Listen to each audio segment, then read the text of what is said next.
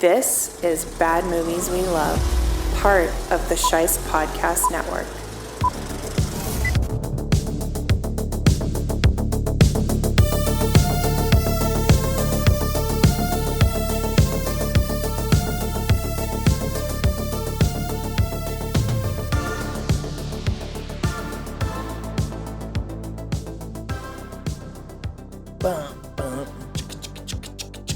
Yeah, what's up, Bad Movie Lovers?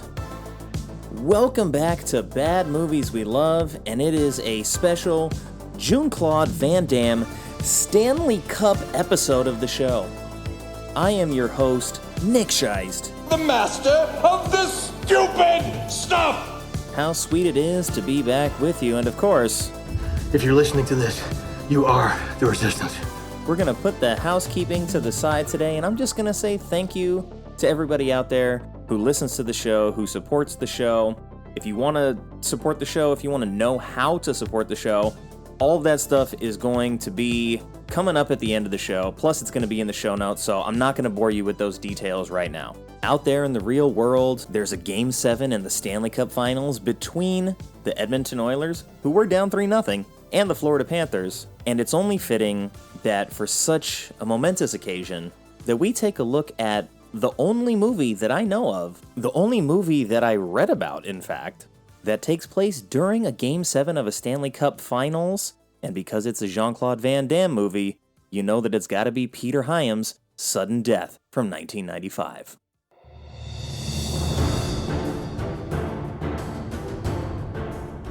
There are far too few mullets in this movie for it to realistically be 90s Pittsburgh. Would you like to do a non-Die Hard? Oh my God, are they going to do this? Are they going to do this? I'm so excited. And they did. They did exactly everything I was hoping for. Very atypical from the Van Damme fare that he built his career on. So we don't get to see his ass. We don't get to see him do any splits. Yeah, I mean, that daughter is maybe more of a hero than Van Damme. She came very well prepared. I mean, you know, like Jean-Claude Van Damme is supposed to be the hero, but Luc Robitaille is the real hero here. You better pay me at the end of the first period or someone's gonna die. This is a once-in-a-lifetime thing for these kids. Like, you're gonna go out to dinner? Generally speaking, the mascots stay alive at the end of the games. It strains credulity, but only for a hockey fan. You wouldn't notice it if you're just a generic action fan. Ooh, now, Tom, come on. If we're gonna play, you got to play nice. So you go run your little ass off. I know where the bombs are, so I know where you're going. Then come and get me.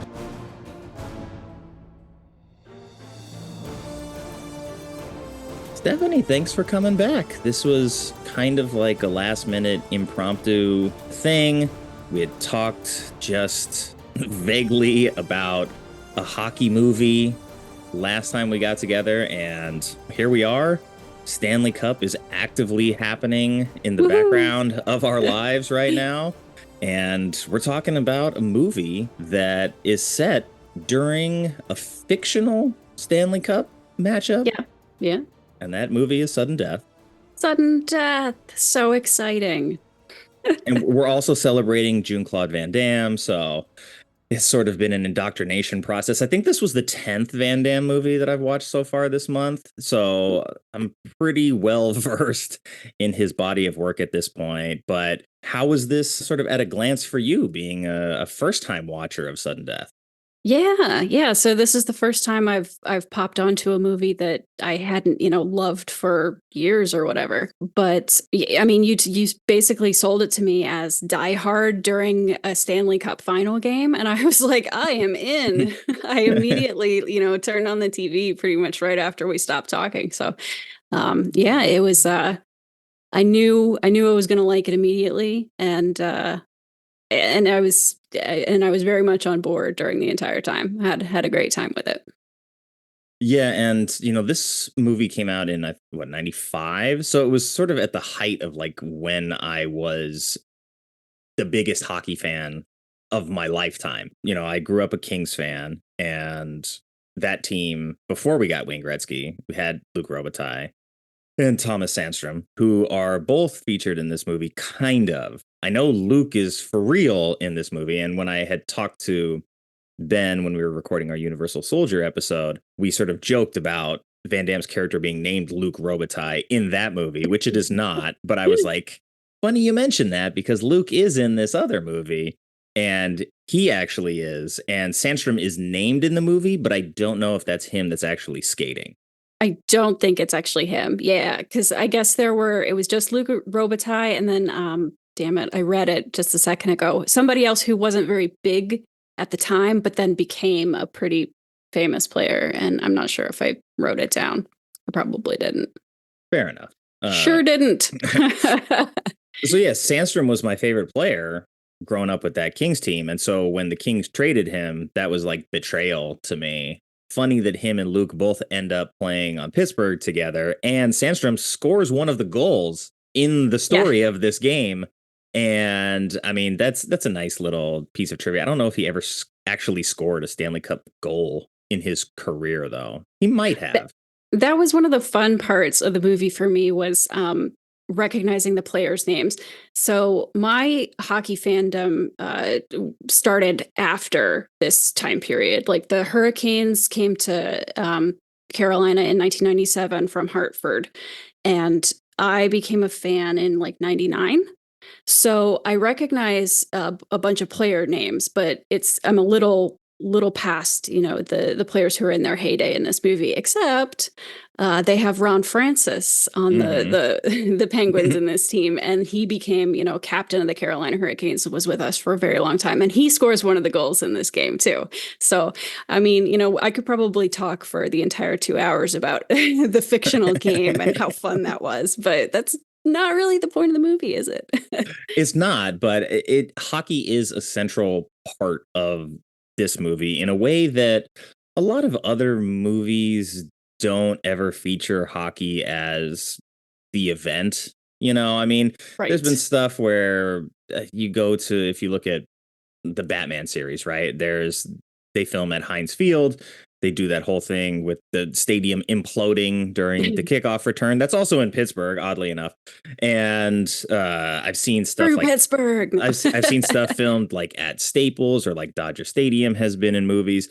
So for this to see like a really old building, like I think it was the Civic Arena at the time. Yeah.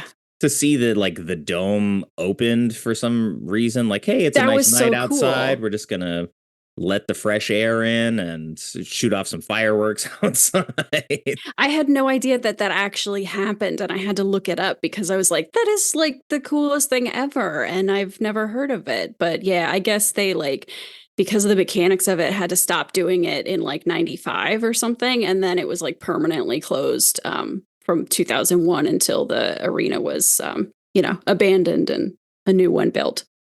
And when you think about like retractable roofs on stadiums, you mostly think of like, oh, baseball, football, places where like weather is going to play a factor. So I guess if it's nice outside, we're just going to open the dome and enjoy the evening air. And I think for a Stanley Cup Finals game, like as long as it's nice outside, the Stanley Cup, it's June, right?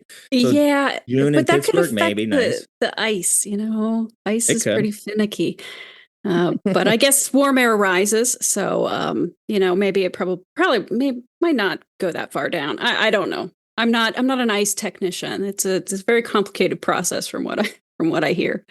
Not an ice scientist. Exactly. Not on my end either. And I'm also not a helicopter scientist, but we'll get to that later. So yeah, we just decided to kind of throw this together semi last minute because it's hockey playoffs. This is a hockey movie. You're a hockey fan. You're also being sort of indoctrinated into Van Damme culture, which is kind of like a hodgepodge of knockoffs like this and maybe poorly thought out original ideas where the script isn't very strong, but he's attached and very hands-on in the production process. So this is probably maybe like the fourth Van Damme movie you watched this month. Something like that. Yeah, possibly fourth, fifth, something in that arena. I hadn't seen anything until this month, so not a lot, but definitely more than I had, 3 weeks ago. And so in the process of the crash course in JCVD, how did this one stack up against some of the other ones? I mean, obviously, I like this one a lot because it was hockey centric, and I assume that you would probably give it some grace in that department as well. Yeah, so I was actually thinking about that, and like it seems a bit different than what I have come to expect of Jean-Claude Van Damme from my limited knowledge. Is like I kind of think of mostly martial arts and a story crafted around it. Whereas this one is more of like a, kind of a standard action movie with a little bit of martial arts thrown in. We don't get to see his ass. We don't get to see him do any Yeah. splits. It's so it's I feel like, I'm not necessarily in the best place to make this judgment, but I feel like it's not a traditional Van Damme. But a good one. I enjoyed it a lot. Yeah, I think that's fair. And I think that's probably why it's stayed with me over the years, is that it's different than the majority of the other stuff that made him famous. I mean, he still throws kicks, but he Yeah, keeps his does. clothes on for most of it. We do get to see ass. It's just not his. Yeah, fair enough. And he gets to like, I don't know if he was a hockey fan himself and was like, I think this is important to the story to like get me on the ice and in uniform. But in talking about this movie, like contextually among action films with other action stars, there was not like ever an action movie where like Schwarzenegger like played basketball or like I know like his Stallone had Rocky, so I'm like, okay, I'll let him have that. But for the most part, like action stars didn't take on the burden of like being an athlete in that setting. So I thought that was kind of cool because you get down on the ice, like we get some interesting cinematography like at ice level. Yeah. And he gets to like put the pads on and I mean obviously choreographed, but still like that's a cool moment. Yeah, probably my second favorite scene in the movie. And like I when he when they first show him with the gear on, I was like, "Oh my god, are they going to do this? Are they going to do this?" I'm so excited. And they did. They did exactly everything I was hoping for. He not only does he get out on the ice and gets to play, but he makes what the announcers call the save of the year, like a traditional two-pad stack. It's like so awesome. Yeah, he's flexing that glove hand the whole time, like getting it ready, like he's calling back on his minor league semi-pro Canadian days, Semi-pro, like, yeah. oh my God, please. And you hear He's like, stay down there, stay right? down there, stay down there. Yeah, and he happens to make a fantastic save. I sort of remembered it in my head as a kick save, which it isn't. Right. And he probably should Yeah. have done the splits there. God, that would have made it so good. That would have been so good because that's not like obviously a traditional goalie hockey save. And the announcers could have been like, where did he pull that out from? But, I guess we can't remake the movie. I mean, we could. We That might be could. cool. That might be fun. But Yeah. I mean, that would be fun to like actually have the emphasis from somebody who cares enough about hockey, which oddly enough, I mean, this wasn't put together by someone who didn't care. The original writer, Karen yeah. Elise Baldwin, was the wife of the Pittsburgh Penguins owner, Howard Yes. Baldwin, at the time. So this was always a story that was crafted to put hockey in the forefront. And, when you're writing a story about a hockey game where this is going to happen, it doesn't have to be the Stanley Cup Finals. It doesn't have to be Game 7. It doesn't have to be your team playing in Game 7 of the Stanley Cup Finals. But heck, if you're married to the owner of the Pens, you might as well. Yeah. I mean, you're certainly going to have access to the stadium and the owner's box and all that. You don't have to try to finagle those details from anybody. But what's fun to me is like, she's the wife of the owner. She could have written a hockey story about anything, but she chooses to kind of put hockey as like almost like a main character in the story, but not the focus of the story, which I like. Most of the time you think of hockey movies, it's about hockey. The story is the hockey game. And this is just the hockey game being like the really exciting, super fun, creative backdrop to an otherwise fun, standard action movie. And as a big time hockey fan, I think you told me last time that you had actually gone to one of the Stanley Cup games for the Canes, right? Yes, I had. Oh, so we won the cup in the 2005-2006 season. And I ended up going to a shit ton of games that season. I ended up going to a handful of games that playoffs. And I was at game 7 when we won the cup.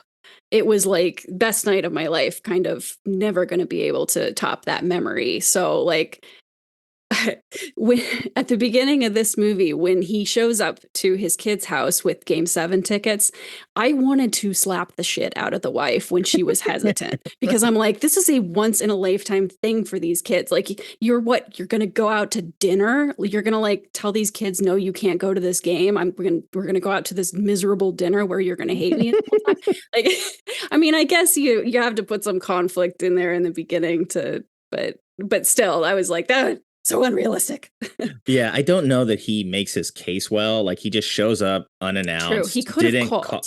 He could have called, and then he doesn't explain that, hey, game 7s in a Stanley Cup like are not super common. And I guess, this is 95 and Pittsburgh was sort of like at their height of the like Lemieux era right around that time. So I guess like a Stanley Cup in Pittsburgh isn't that uncommon, but to have a game 7 opportunity and to be able to experience like that energy, I think. And on your birthday. Exactly. Like, so all of that, man. I guess my follow-up question was like, how do you feel the movie did in terms of like accurately portraying the game 7 vibes? I think they did a really good job. Yeah. I mean, it's they do it, the lead up where it's like, 5 hours to puck drop, 2 hours to face off, 1 hour to face off, 45 minutes. And like, it's a good build up, not only to show like the sinister characters doing their plans, setting their plans in motion, but also to show you that every moment leading up to puck drop in that game is momentous. And like, they show the announcers and they do the ESPN NHL music, and like it's all very authentic to me. Like, it brought back memories basically, and that was part of the fun for me.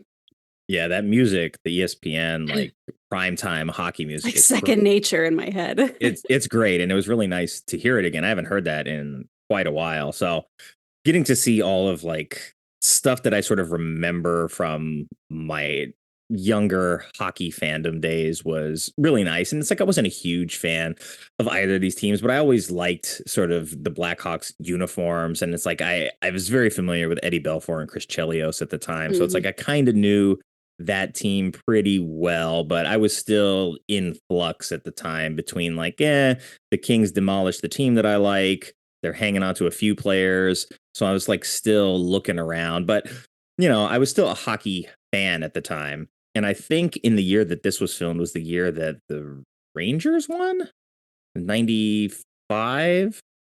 Maybe. Yeah, that sounds right. Messier's Rangers. So then the season that this was filmed was a weird season. It was like only half as long as normal because there was a collective bargaining agreement lockout. Yeah. So I can't recall who won, but it opened up that nice window for this movie to be shot. So yeah, and the stadium's open. Do you guys mind if we fill it with extras and cardboard cutouts and come in here and make a movie? And this movie, it's not that low on the totem pole of the Van Damme sort of like hierarchy when it comes to ratings. It's got a 5.8 on IMDb, Rotten Tomato score of 50, audience score of 39, so not great, but a letterbox of 3.0.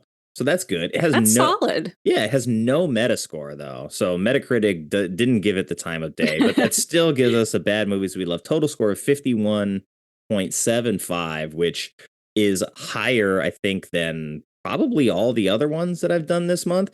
It also happens to be the second Peter Hyams film I've done in a row, as I just recorded Time Cop earlier this week. So interesting to see him do Time Cop, not be interested in taking on this project. And then as it gets handed down to Van Damme, as several other A-list celebs and action stars turn the project down, that Van Damme comes onto the project, brings in Hyams and says, I have these ideas about this movie. And then they get together and basically, change the identity of the movie to suit Van Damme. But I still think it holds up as simple as it is, like Die Hard on Ice. I think that translates well enough in this story. And I still had a lot of fun with it. Powers Boothe is great. So Yes, we he is. get what we need out of this movie. Powers Boothe, he has the most like sinister look. I cannot imagine him being a good guy in anything. It would be very funny to me to see him try to be really good. I haven't seen him be a good guy in anything, but yeah, he just really looks very sinister, and he gets away with like some really like smirky evil lines in this that were a lot of fun.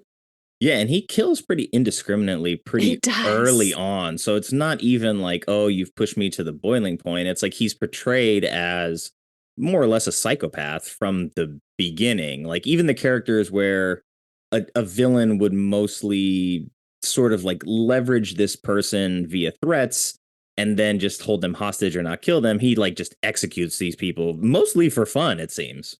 Yeah, that is something that I definitely took note of the entire time I was watching the movie, because it's like, okay, we just need you to do this and then we'll let you go. And then as soon as they do whatever they're tasked with doing, they're immediately dispatched. And like, I mean, it's an action movie, and I guess action movies do that sometimes, but usually they aren't. I don't know. I feel like this was very quick to kill so many people, and especially characters that they give you like a couple of details and moments that you get attached to them. And usually if there's like some sort of attachment, you think that that character is going to at least make it a while, or like that their death will like be meaningful or something.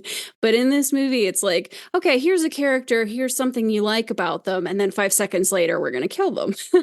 Like the chef that they use to get up into the VIP booth, and like there's a scene where he tosses up his meat cleaver and shows off his knife skills, and I'm like, okay, well that's definitely going to be a plot point. He's going to be killing somebody with his knife. But then he gets up into the VIP booth and he gets shot. Like I'm like, okay, well that didn't happen. And for some reason, all that like quick dispatching of these sort of likable characters, it actually worked for me in a weird way. I was like, this sort of subverts my action movie expectations in a ultra violent way that like I wouldn't have expected would have.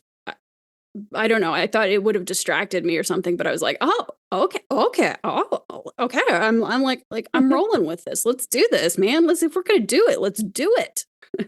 I think what is the case with a lot of like hostage situation type of movies is that the stakes don't always feel real when the hostage takers are too nice. So, typically when we're going to get a movie like this, where it's like a single location, there's a hostage situation, a lot of the time, the person who is the villain has some characteristic that you almost start to understand like why they've taken these actions. So there's like this built-in sympathetic vehicle for those people, where in this, it's like, no, he's a psycho. He just wants money. And hey, officers, like, I'm not fucking around. I warned you. I shot this guy in the head. Now don't mess with me anymore. So I've seen other instances of this where it's like, oh, they'll pretend to like execute somebody off camera kind of thing to give the appearances, because that person is not as evil as a character as Powers Boothe is in this. And yeah, like you said, he's got this look that is just, it's hard to really see him as a hero in anything. And I'm trying to think if I've seen him in anything, but like he always seems to either be like a smug prick or some kind of bad guy, which I mean, I guess, hey, that has its own currency in Hollywood. Yeah, I mean, he seems like he's worked or had worked a lot, and uh, I, I mean, I looked through his filmography, and I guess I hadn't seen too much of it, but everything I've seen him in, he's made an impression on me, so that's meaningful. Yeah. He definitely like the whole sinister look. Like I feel like he needs to be like lifting one eyebrow all the time because he's like that evil. Yeah, well, it's like I'm thinking of something like where we get like a character like Hans Gruber, or like even his brother in Die Hard with a Vengeance. Like both of these characters, their motivations come from a place that seems more justified, and it's like they don't seem to have fun in executing people, where Powers Booth like appears to enjoy Yeah. the part where he murders these like innocent people for no reason. So that's, I think, what sets him apart as a villain, and it makes this movie, I think, a lot better to have him in that role than, I read James Woods was attached, and like James Woods is not a bad actor, but like Powers Booth definitely gives it like a slimier energy. One of my favorite parts is right after they break into the VIP booth and shoot a bunch of the Secret Service agents, and one guy's bleeding on the ground, and someone goes, he needs a doctor, and Powers Booth just shoots him in the head, and he's like, now he doesn't. Yeah, so that's a kind of energy that we don't get from a lot of other hostage taking situations, and this is still portrayed at a time where the vice president is at this game. It's not just, oh, we're taking a bank. Right. We're not taking some other event. Like, we're specifically here for the purpose of kidnapping the vice president and getting VIP this money hostage. paid out. There's obviously lots of parallels with Die Hard, but in Die Hard, it's just, a bunch of random executives. Like, okay, if they all die, that sucks and is a PR disaster, but it's just people. Okay. And that makes me sound like I'm evil, like Powers Booth, but, I mean, it's a different level when you've got the vice president held hostage, I guess. Yeah. It makes the stakes higher for like everybody else involved, right? Because it's like Van Damme doesn't care. He's just like, no, my kids are in jeopardy, and like there's innocent people here, so like I'm working to save my kids and these people. Like, he's not focused on the vice president, but it makes the stakes of like the law enforcement response a lot higher, and I think that's important in this, in that, like, of course, like the FBI is going to be involved, Secret Service, local law enforcement, so it's a big deal like outside of the stadium. Which makes their extreme impotence even funnier. Yeah. Because despite the fact that it's like number 2 in the free world up there at risk, they really don't do shit. Like, everything they think of gets foiled immediately. And there is, some sort of like inside influence, like sabotaging all that. But still, like, they don't seem to have any good ideas whatsoever. They send in a few guys who get killed and delivered back to them in the best way ever via a Zamboni that gets driven out of the arena. But other than that, they don't seem to have any sort of strategy. No, and I mean, they are sort of being undercut by, I guess, the corrupt one that they have on payroll. So I get that, they're going to be a little incompetent. That makes sense. But also, Powers Booth's character like lectures them openly about like the holes in their security measures. Like, oh, you should have checked the food. We never should have been able to get up here without like a metal detector, like all this kind of stuff that he's like, well, if it were me, you'd be safe, but it's not me. So you are very much unsafe. That has a very Die Hard 4 vibe for me, with like Timothy Oliphant, who was like the high level tech guy in the government saying, our infrastructure is at risk. And then he flips and, decides to take everything down in order to get a payday for it. So that's sort of got that feel to it, too. Yeah, he's kind of like, well, I warned you. And because you're not listening, I might as well take full advantage and demand $1.7 billion in very timely fashion as well. Yes.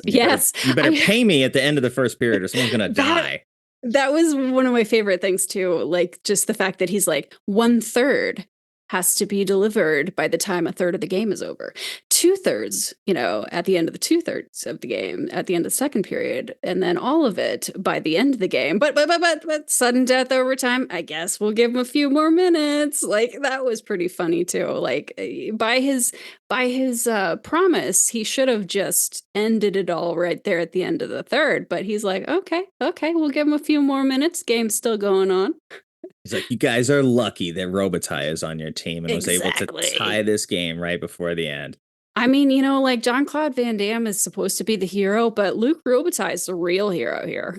Yeah, nobody pays attention to that, but maybe that's why he gets like a speaking line in the movie, and he actually like Yes, gets which his is name fun. said in the locker room, and that whole little exchange is very fun as he It is. speaks to They him get in to speak French. French. Yeah.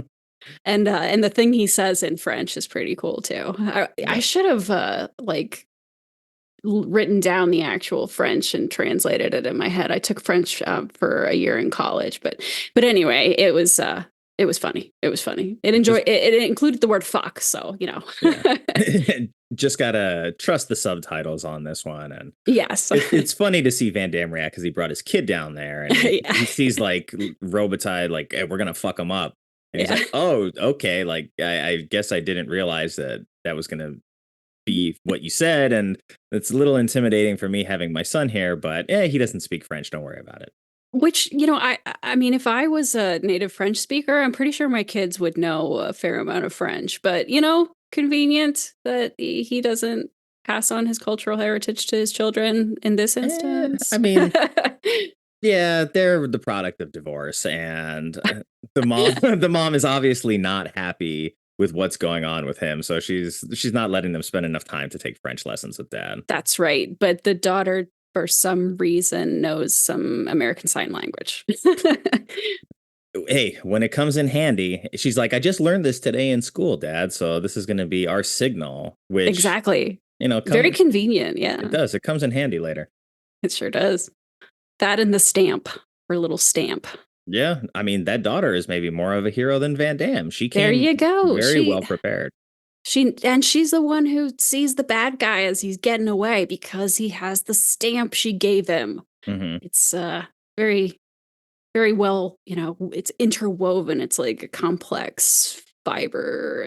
I'm amazed. Well, speaking of amazing, how do you feel about taking a shot at the synopsis haiku? Oh, yes. This one took me a while because I don't know. It's there's a lot of details I wanted to try to get in, but there's very few syllables allowed in a haiku. So let's This is see. true. I didn't have the easiest time with it either, so I'm glad to hear I wasn't alone in that. I came up with a couple, and I decided I would kind of just make a choice randomly right before I did it. So here I'm gonna go with one. Okay. Game 7 hockey. Add heists, hostages, and bombs. Jean-Claude with the save. Oh yeah, wow, yeah, very metaphorical there. Yes, I mean I had to call out the hockey save and the, save the day kind of thing. I mean, Yeah, I mean they could have used that in their marketing. I mean, on the poster, I think it says what terror goes into overtime, which is pretty yeah, it's good. not bad. To be fair, let's see. I ended up coming up with two, and I think they both suck. But I'm gonna go with the one that I did first. Okay, so the clock is ticking, score is tied. Fireman Van Damme must save those inside. Nice. Nice. That's all right. I do love Yeah, I the rhyme. struggled. I tried hard to rhyme in my haiku. I couldn't make it work, but I did another limerick because I don't Do know. it. It was fun. All right. So, if Game 7 wasn't stressful enough, adding hostages and bombs makes it tough. Must rescue the fans, foil the bad guys' plans. Jean-Claude's redemption fight will be rough. Wow, very good. He does. I mean, it is a rough ride for him throughout this. He's almost getting killed basically the whole time. But I mean, I think he kills everybody he comes Yes. into contact Yeah, with. everybody that dies in the movie is because of him. So he gets no help from anyone. No, he's actively being worked against by law enforcement. Yeah, and also he doesn't even really have weapons. Like he's not a cop. He's, the fire marshal. So he doesn't have a gun or anything. And the one time like he tries to reach in and get the gun that the penguin had, he can't get it because it's in the dishwasher and it's like boiling hot or whatever. So he has to like MacGyver rig all these like super cool weapons, like uses the little toy super soaker and fills it with lighter fluid. And like, so that was extra fun too. You know, like John McClane's pretty cool, but you know, he's just shooting people. Like this guy, what's his, it's another Mick name. Darren McCord. McCord McClane. Let's if we're doing Die Hard comparisons, let's do it. I found it interesting that they actually like reached out to Bruce Willis to do this. Oh movie. no, that like, would have been terrible. I know. Would you like to do a non-Die Hard Die Hard? That would be. And he's like, no, I'm actually making another Die Hard right now. I cannot dedicate my time to making a Die Hard knockoff. Thank you very much. Exactly. This had a feel like it could have been an action comedy, and I guess I think it was maybe like originally conceived as an action comedy, but I think it works. I think the way they did it is good as a knockoff non-comedy with one really funny scene where he kicks the crap out of the mascot. Like that was just the best. That was probably my number one scene. Yeah, and it's hard not to enjoy that because not only is he fighting a mascot, but they're fighting in the kitchen. And I believe every single item or like method of food prep was used. Like the deep fryer is used, the oven is used, the dishwasher's used. There's a meat hammer that gets used. There's a knife. So, he gets like thrown through the buffet of fake shrimp because he's a vegan. So no shrimp on set, Yeah, so you guys have to build a bunch of shrimp out of ballistic gel. But yeah, I was just like, I'm checking off all the boxes. I'm like, wow, the fight like was choreographed to those moments. Like, okay, now we're going from the food prep table over to the deep fryer, over to the dishwasher, to the stove. Oh, the vent in the ceiling above the stove. We're gonna chop the mascot's head up with that.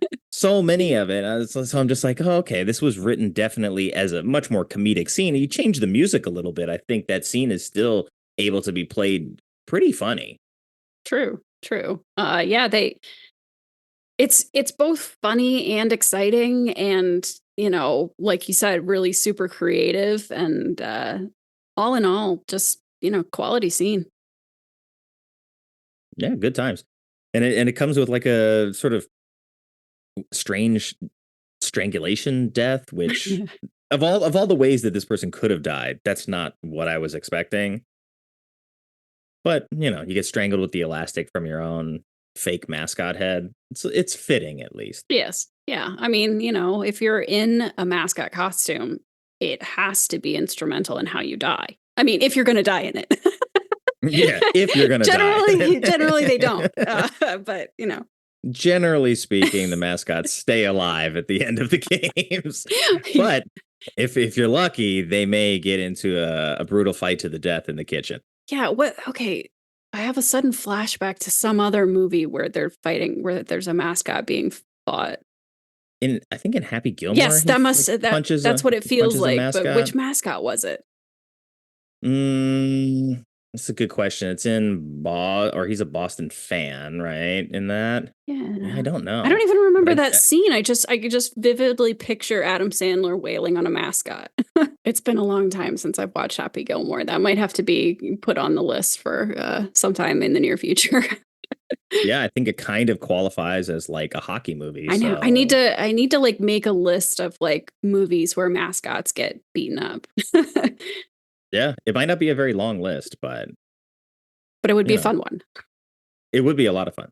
And speaking of fun, I think let's take a look at the trailer because I don't really remember how this movie was billed because I was already a Van Damme fan at the time. So I was like, oh, he's making a hockey movie. I really don't need more incentive than that.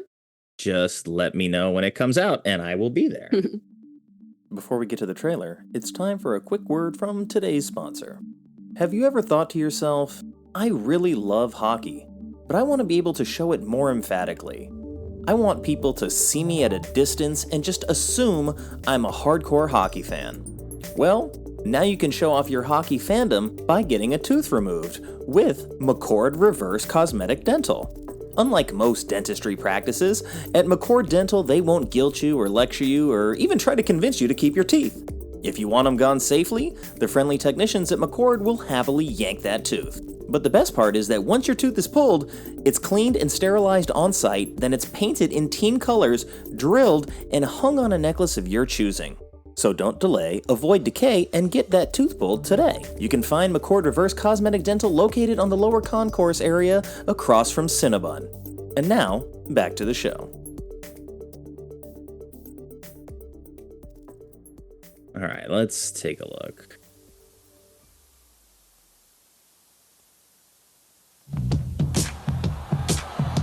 As we get ready for the seventh and final game of the Stanley Cup Finals, you can feel the electricity Classic in the air. hockey music. No question, it just sends a chill up your spine, Paul. That's a fact. This was Mike. on And to make Jock things even Jams, more the exciting, CD. The Vice President of the United States is here this evening. Don't leave your seats.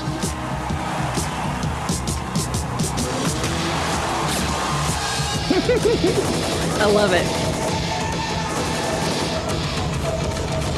Lots of slow-mo. Doesn't look too good. Yeah, Powers Booth. Services. I'm calling you from the Shittick Arena. The Vice President shitty is arena. being held hostage in the owner's box.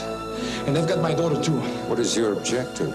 $1,700,000,000. We're still evaluating the Not situation. 1.7 billion. A lot of it. Give it to him. Do not try any kind of rescue. Do you understand me? If you're not gonna pay, say so. I'll get my daughter. When the game ends, everyone in this box and in this arena will die by explosion, fire, and panic. Tonight, 17,000 hockey fans have been taken hostage. Trailer Boy Scout. Stop all the clocks in the hemisphere. He did a lot of work during Van Damme's career. I'm gonna try to stop you. I know where the bombs are, so I know where you're going. Then come and get me.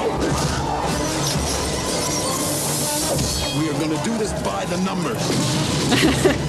Which number was that? He has more to lose than anyone. I said, no vehicles on the grounds, no helicopters in the air.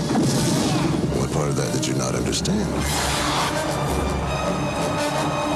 That's a great shot right there with the camera being pulled up through the roof. Jean-Claude Van Damme. Powers Boothe.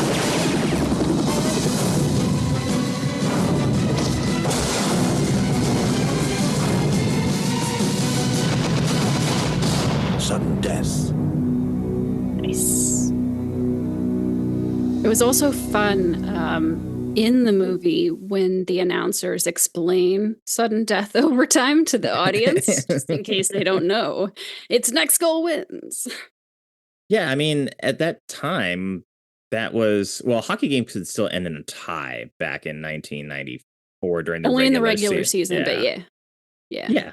Playoff rules had been long established at that point. And you should know that, Well, if you're at this game, but the announcers are talking to the people at home, right? People watching on TV. Sure. And there would be a bunch of casual, sports fans who like, okay, it's the final game of the Stanley Cup. Maybe I'll tune in, even though I don't know anything about hockey, although hockey's not generally the sport that people randomly tune into.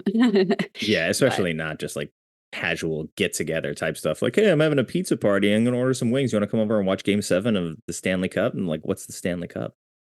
It's That's hockey. true. I took a friend to a hockey game once, and it was a playoff game too. And she was like, "What's this for? The Winston Cup?" How dare you? Yeah, that's North Carolina for you.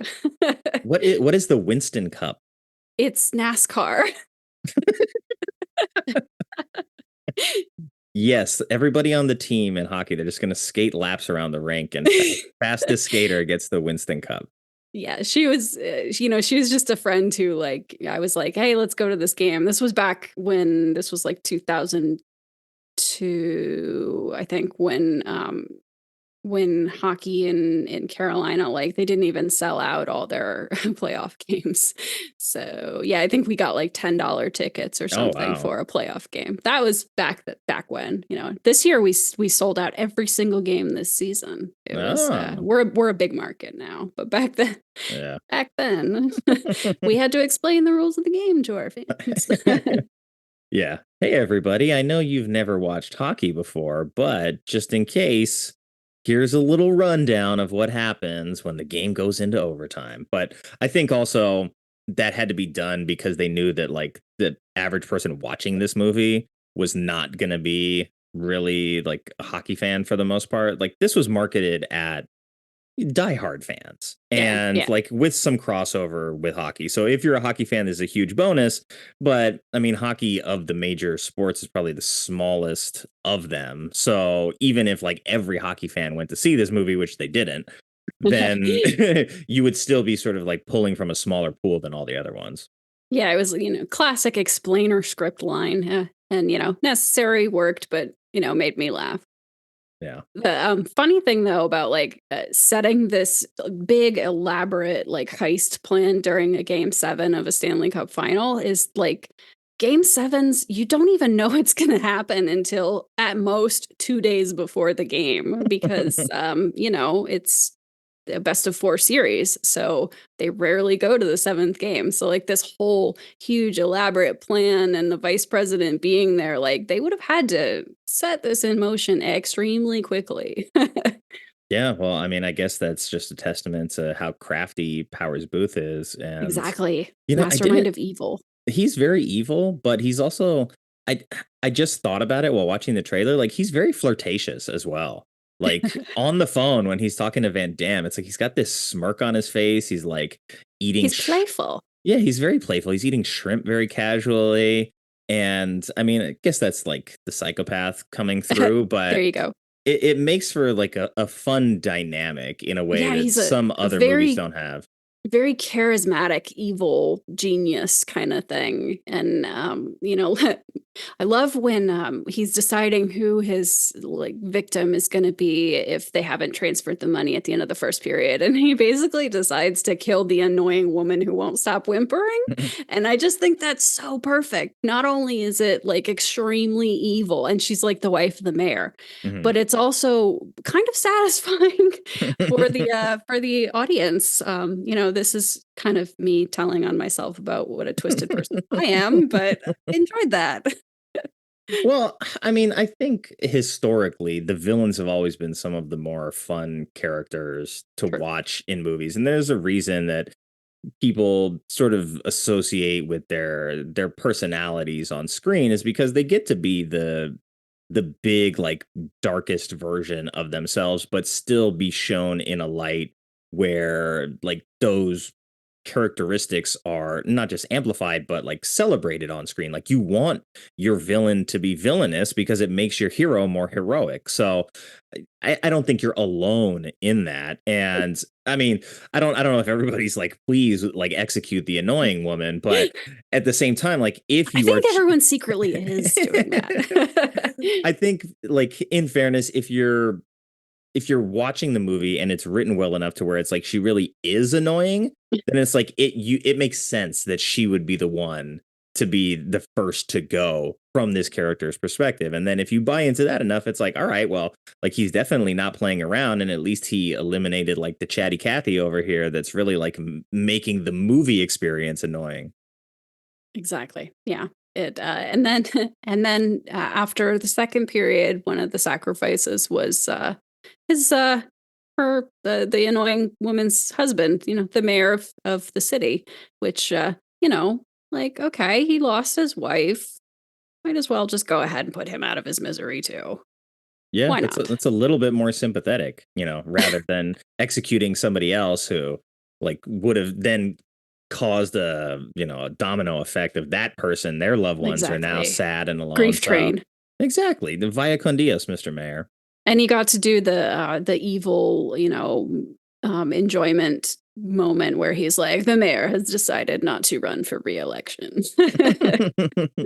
He's like, I never liked your politics anyway, Mr. Mayor. And unfortunate that you're here trying to suck up to the vice president because that ended up costing you your life, sir. You brown-nosing Exactly. politician, you. So, yeah, I think Although he's like, I did vote for you, Mr. Vice President. he did. Yeah. That He's was like- kind of fun. "That He's like, was but a I don't give a mistake." shit. I'm going to kill you anyway. That's how psycho he is. I and know. I love it. it. Yeah. You had mentioned the announcers too, explaining like hockey to the layman who is not well versed enough to understand like what overtime means. And they used like the real Penn's announcers, like Mike Lang, Yeah. I think, is their TV guy. And then Paul Steigerwald was their radio personality. Yeah. And and I guess some of the exclamations that they use while they're calling the game were like real things that they said, but I can't recall. Scratch The my most back with a iconic one was hacksaw. That's it. That's the one. And that that's awesome. I wish I had heard a game call in which that happened because I would have enjoyed that. But like I said, my fandom is post-dated from this movie. That's fair. Yeah, and it's not like you're a Pens fan either, so you wouldn't have been sort of indoctrinated with that either. So, but yeah, they had Jeff Jimerson also, who was the national anthem like house singer for the Penguins, came out and actually sung the national anthem at the beginning of the game, and it's kind of like cool to see that moment. I've seen it like here and there in other films, but I think the way like it's portrayed here is interesting because it's part of like the countdown to the beginning of the game. Yep, very And real. yeah, so it really, I think, authenticates the game in a way that they didn't necessarily have to. Like, they didn't have to get the real Penguins announcers. They didn't have to really go out and get Robitaille or any of the players. They didn't have to use any of their like jerseys or anything. So you could have gotten away very easily with just like, oh, the Penguins are playing the Blackhawks and we're going to throw some like generic name out there and no one's going to really know the difference unless the people that do show up to this movie are Penguins fans. Then they're going to know the difference and we're going to get some angry letters in the mail. They made it a lot of fun for people who are actual hockey fans. And I assume even more fun for Pittsburgh fans. Yeah, good on them for that, because like a lot of movies that would do this would just like you said, generic names out on the ice, not even actual team players. And not only that, but getting a real guy, a real superstar in the NHL to get out there and like score a goal and a pivotal scene. And like, it was very fun.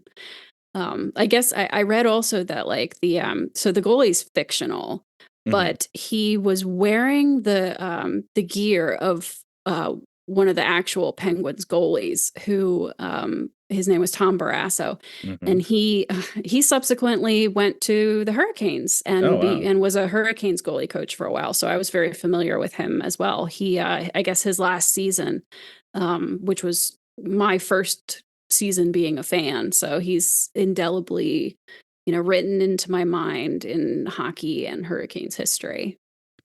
Oddly enough, when I was collecting hockey cards, I was always a big fan of Barrasso because of the design of the kit that he would wear. And so to see that, like, I'm not interested in being in this movie, but if you guys want to use my like signature look, you can go ahead and use that. And then they don't even like cast his character in the movie. Right. Instead, like, don't even use my name. Like, you can make him look like me, but he can't be me. But if I remember correctly, he was suffering from like a degenerative hip disease that sort of like ended his career a little bit sooner than he would have otherwise. But yeah, I always knew the name, and I still probably have the cards somewhere in my collection out there. Yeah, that's pretty fun. So like the scene where Van Damme puts on the goalie gear and goes out on the ice, it didn't occur to me the first watch, but in the second watch I was like, wow, it takes forever to get that gear on and off, and yet he manages to do it in about 30 seconds. He takes it off the goalie, an unconscious man, which is hard enough to undress, and then gets it all on and gets out there. And then he has to change back out of it. And he manages to, like, they show him like cutting the laces on the skate, and then they show him lacing up his boots like 20 seconds later. And it strains credulity, but only for a hockey fan. You wouldn't notice it if you're just a generic action fan. Yeah. I mean, I think it would have been better had they had like a locker room clock where it's like we see him starting to take the gear off, and then when he's tying his shoes, like 30 minutes have elapsed and the game is over. Or he likes just to show him struggle with something, like that he's like tugs at it for a long time and he like shouts an expletive or something. Like just throw that somewhere. It would have been kind of fun. Yeah, because I think there's like someone trying to like break into the locker room door at that point as well too. He's in peril and trying to change out of all this elaborate hockey gear. Yeah, he's like, no, I need to get my like regular civilian clothes back on. I need my running boots. Exactly. He should have just, forget about the clothes, just fight the rest of the movie naked. That would have worked. I mean, look, if it wasn't like on ice, maybe he would have done it. Like it's too cold in the stadium for me to take my clothes off. I gotta be well dressed for this one. But yeah, if you would have given him an excuse, he probably would have taken the opportunity to do that. Because like no splits, no ass cheeks, no shirtless scenes, right? So very atypical from the Van Damme fare that he built his career on prior to 93, probably. So all like that 80s action stuff. He was mostly like scantily clad and And we had a perfect moment to show him like slipping his underwear on. I mean, he is getting dressed and undressed. Like they could have thrown us that bone. Yeah. Well, if you want to see that bone, I know you like time travel movies, and if you haven't seen Time Cop, he does have a moment where he's like in his boxers doing the splits. Nice. And oddly I enough, put that that was one the on my previous Peter Hyams list. one. Yeah, I put that one on my list because before this month, that was probably, if you had to tell me to name a Jean-Claude Van Damme movie, that would probably be the only one that I could pull out of my head. And I don't know, it seems like kind of like an interesting kind of fun sci-fi premise. Like they mention it in an episode of Friends. Monica's like, he totally changed time. So I mean, like it feels like a pop culture thing that I'm missing out on. So it's on my list. Well, I just got to rewatch it, and I think it's actually the last movie that's on the wheel. So there's going to be no spinning of the wheel for the end of the month unless I recheck and someone added something. But so I think we're going to watch Time Cop next weekend, regardless. Nice. Good. So we'll have an excuse to get it in there. But I think before we proceed, now's probably a good time to do trivia because you've obviously done your research and accidentally spoiled a little trivia. Sorry. So it's okay. This is why I do bonus trivia, so I can pull something if need be. Yeah, and I'm sure you're going to stump me. We'll see. Okay. But all right, let's do some trivia. Time for trivia. Yeah. So, yes, the first question was hockey specific about Tom Barrasso. But since we're going to pivot a little bit, this game obviously features both the Penguins and the Blackhawks. And we get some real Penguins players, but none of the actual Blackhawks players. So the Blackhawks were played by who? It was Pittsburgh, one of their minor league affiliates, but I cannot remember the name of the team. And I can't even remember which minor league affiliate it was. Which minor league? I'm going to say that's close enough. It was. I get partial credit. It was the Cleveland Lumberjacks. I don't know, like if that was like an IHL team or what. I think IHL. Yeah. That sounds right. Okay, so yeah, they actually. I mean, like when I'm watching the quote unquote game film, I'm like, okay, these guys can play, and a lot of the time, the Blackhawks actually are shown to have like better puck handling skills than the Penguins on camera. So I'm like, oh, I wonder if like this is their opportunity. Like, hey, we get to kind of be pros for a moment. We get to be the Blackhawks. I mean, they are pros. They're just, lower league pros. But yeah, I bet that was like extremely fun for those players to get to do this movie. It would, if it were me, it would be something I would be telling people for the rest of my life. Yeah, not to besmirch the minor leagues of hockey. No, of course, that's a very important and fun and like momentous thing to do anyway. But like to be able to do that and star in a big Hollywood blockbuster, I guess you could call this a blockbuster. I think it technically was supposed to be, but did not find that level of success. Attempted blockbuster. Yeah, I mean, it was released around Christmas time, so it was meant to be like that kind of movie where, hey, it's the holidays, you have free time, go check out this action movie with Van Damme in the front. Like if you like Die Hard, which was a Christmas movie kind of, then you'll probably like this, Okay, well, let's see. Question number 2. As you had mentioned, the original screenplay was actually designed as an action comedy parody movie, but it was changed once Van Damme joined and recruited Peter Hyams. However, that original script idea went on to be the foundation for which 2020 film? It's also called Sudden Death, but it has like a colon and something else as the rest of the title, and it's not gonna come to my mind. But I did consider watching it. I'll let you tell the answer, and then I'll tell my story. It is called Welcome to Sudden Death. Welcome to Sudden which Death. Okay. is starring Michael J. White, and this is more of a parody film, but it takes place at a basketball game. Yes. And basketball doesn't have sudden death. That was why I couldn't watch it. I was like, at first I was all excited. I was like, okay, cool. Another hockey action movie. I want to see what they do with this. And then I saw it was a basketball game, and I'm like, that doesn't even make sense. I mean, I'm sure Michael J. White has fun beating the shit out of people in that movie. And so it probably is not without its merits. But yeah, I don't understand the sudden death moniker being attached to that one. Yeah, there are some logic bumps that I just can't get past. And that's one. That's one. Yeah. Well, all right. Let's move on to the third and final question of trivia. Oh, and I didn't even tell you. I think in between the last time you were here, like, I don't know, a couple weeks ago and now. So what we're doing is, for the amount of trivia questions that you get right, there is now a new bonus wheel at the end with additional questions on it. So you'll get one guaranteed spin of the wheel, and then for each question you get right, you get a bonus spin of the wheel. And we'll get into the weeds with some extra fun questions at the end. All right, cool. So have I gotten them right, or did I just get partial credit on 2? I think, yeah, we'll say the partial credit equals 1. Equals 1. I like Okay. that. Okay. That's fair. All right. And so the third one is, again, more hockey trivia than it is movie trivia. But because this movie was filmed during the lockout year in 94-95, the Penguins and the Blackhawks did not actually meet in the Stanley Cup Finals that year. But they did in which previous season? Which season? Oh. My brain. It's not. My brain's not going to retrieve it. I know I read it, but it's not going to come to me. I'll just take a stab in the dark. 91.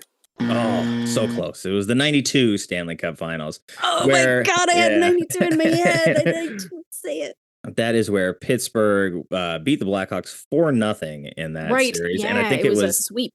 It was the second of that Pittsburgh dynasty with Lemieux. Right? Either they won in 90-91 and then 91-92. I think they were back-to-back, though, in those 2 seasons.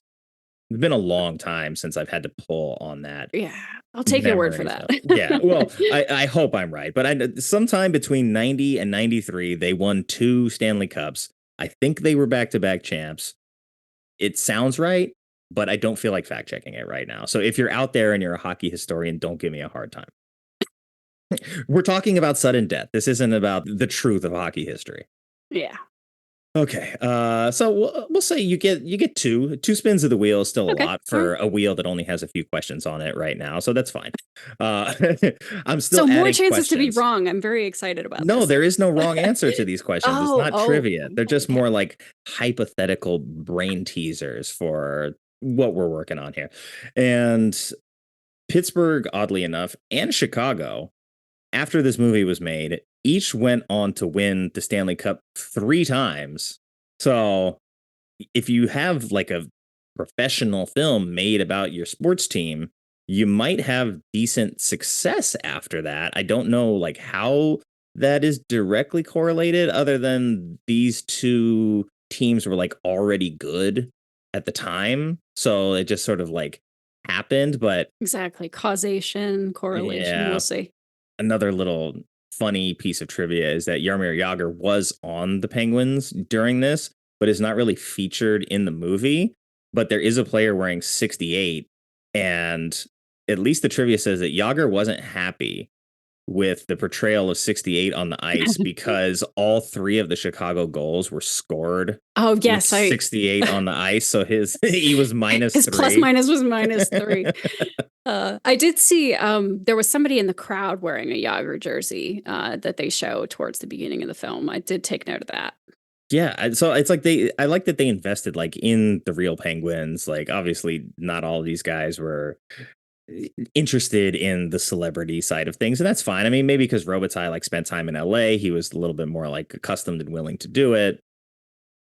Well, also, I mean, like it's during the lockout. I'm not sure what month they filmed this in, but some of those international players might not have even been in the country. Yeah, that's a good point. We're going home. We're going on vacation while you guys sort out this. Just call me once you got the contract settled. Yeah. Well, speaking of contracts and money, this film ended up grossing less during its theatrical run than Die Hard with a Vengeance did in its opening weekend. So even as a Die Hard clone, it struggled so mightily that it could not overcome sort of, I guess, its reputation. But I mean, it made money. It doubled its budget worldwide almost. So that's not that bad. It just didn't do well. But its opening weekend was Christmas weekend. So I don't know if there's enough people that were A, Van Damme fans, or B, hockey fans to push that narrative in December. I have never once gone to see a movie at Christmas. I guess that's a big thing for some people, but that's not for me. But also like comparing it to Die Hard with a Vengeance, in my opinion, Die Hard with a Vengeance is like, there's an argument for it being one of the best Die Hard ever. I mean, the original is classic, and it's hard to beat the originality of a classic like that. But I probably prefer to watch Die Hard with a Vengeance over the original.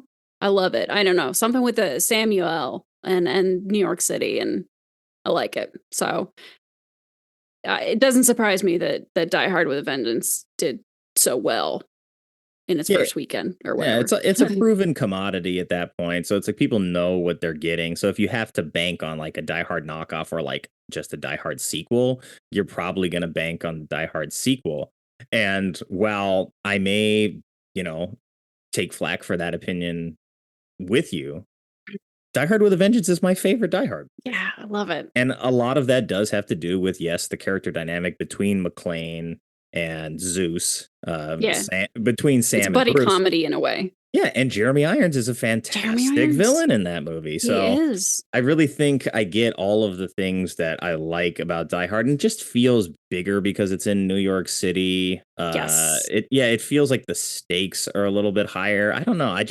Something about that one where they go like driving through Central Park in the cab, like the big action sequences are really good. And I like all the, kind of the riddles and stuff is, I don't know. They're almost like brain teasers that I always like challenge myself to come up with that answer for like when they've got the 3 and the 5 gallon jug. I always like make myself go through it in my head to remember what the solution is. Sometimes I even pause the movie because I'm just that much of a freak. I know. I was obsessed with like finding out all the puzzles like while watching the movie. But I think what it does for me is that it takes a story where the first one and the second one really is like, these are terrorists taking action in specific locations, shutting down that location. And then this is like Jeremy Irons is like almost like a supervillain. He's almost like the Joker or the Riddler in this, and it's taking place in New York too, so it feels a little bit closer to that territory. And yeah, just the three of them are so good that I think even if it lacks certain things that the first two have, I think it more than makes up for it with their performances. Yeah, there's a number of good like minor characters, and the actors are good too, that like have a lot of personality, and like they've got the thick New York accents, and it's just all of it's very entertaining. Yeah. I couldn't agree more. I love that movie. It doesn't belong on this show. It's too good to be on this show. But speaking of other movies that are kind of similar, at the beginning of this movie, I couldn't help myself, but I was like, is this the Lethal Weapon font? Did they just take the title credits font for Lethal Weapon and overlay it onto this and be like, if you're paying attention, you'll know, but subtly, we're going to try to like subconsciously get people on board with this being of the same caliber as the Lethal Weapon franchise? It might be because, I mean, I had a feeling of familiarity as the credits were playing. And I guess it put me in It did put me in like a mood, like where I was like, yes, this is a good action movie. Like I thought I was getting ready to see some real good, like quality. Like it would, I don't know. I just like, it would set my heart rate going or something. Right? It's like those And you letters are might be right. serifed and they're italicized and they're bold. Oh man, this is going to be exciting. Man, somebody studied their psychology on that one. Well, it's like I did like graphic design stuff before the job I'm currently working at, and I still do all the logo design. I still do all the cover art design on my own.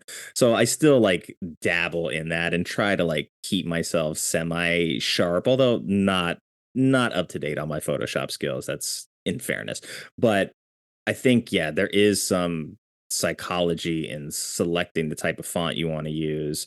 And I mean, there's that, what is the SNL skit with Ryan Gosling being obsessed over Avatar using the papyrus font for their marketing. So I think, so for the people that like really understand that, I think like it's obviously kind of niche. I don't think everybody is hyper focused on font selection, but for the people that are and understand the value in it, like that bit is hilarious. Or like the fact that when Elon Musk changed the name of Twitter to X and he just picked a generic font of X that couldn't even be like trademarked because it was just in the public domain. It's like, oh no, it was. Mm-hmm. Yeah, have someone hand draw that for you. You're a billionaire. You can shit at that point, even if like an AI designs it'll be original and you can trademark it, Yeah, no, his lawyers must hate him. Like, that's just ridiculous. I mean, a lot of people hate him, but fair enough. I want to ask you though, how do you feel about like Daddy Van Damme? Because like in Replicant, he's Baby Van Damme and Serial Killer Van Damme. In Universal Soldier, he's like kind of the bad guy, but almost not in that movie. In Bloodsport, he's like the heroic single avenging son kind of character. And so he's not really like given dramatic things to latch onto, but in the case of this, it's like not only is he a dad, but he's divorced or separated, so he's sort of like Robin Williams and Miss Doubtfire, and then like he doesn't get to see his kids. Like I mean, if he dressed up as like a woman in this movie, I think that would have like put it into the upper echelon of bad Van Damme movies. But that's a role that we're missing from him. I mean, he's got 100 movies. I'm gonna try to comb through some extras that I haven't seen and see if I can find one like that. But yeah, in the beginning of the quest, he's like wearing old man makeup, so he's like old man Van Damme, and it's pretty ridiculous. But Old Man Van Damme, I like that. It's got a good ring to it. Yeah. So yeah, did you buy into him as a dad in this? Yeah, I thought he did it pretty competently. Like maybe a little wooden at first, but I believed it, especially when he starts to get all desperate about his daughter being in peril. And when he's on the phone with the Secret Service guy and he's like, just tell me if you're not going to do this and I'll go in and get like, I thought he delivered that pretty well, and he was the right age for the kids. And I don't know. Yeah, I did. I believed it. Yeah. I think it gave him like some stakes to make it worthwhile. I found it interesting that so much of the focus around his character was on whether or not he actually is a fireman. Like this was a huge sticking point for the kids and sort of like for people punching down on him.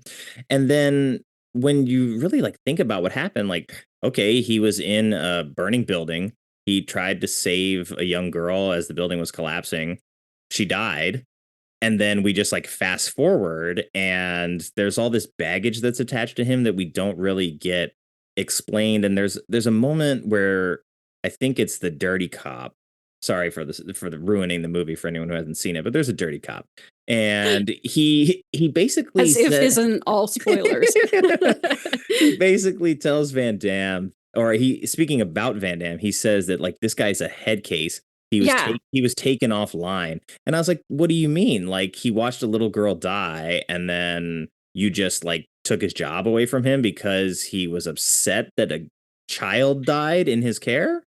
Yeah, they didn't. I feel like maybe there was like some things that we didn't get, that they were cut out or that they were just glossed over, because that, I don't know. I mean, like, okay, that would definitely be a traumatic thing and hard to get past in your mind, but like an inability to save somebody, is that something that would, I don't know, stop you from going into a burning building in the future? Or would that make you more reckless or something? Like, did he become, like, did he disregard his own safety from there on out? And so because of that, they made him take a step back. I mean, I don't know. They don't really explain that, but suddenly he's can't be a fireman anymore.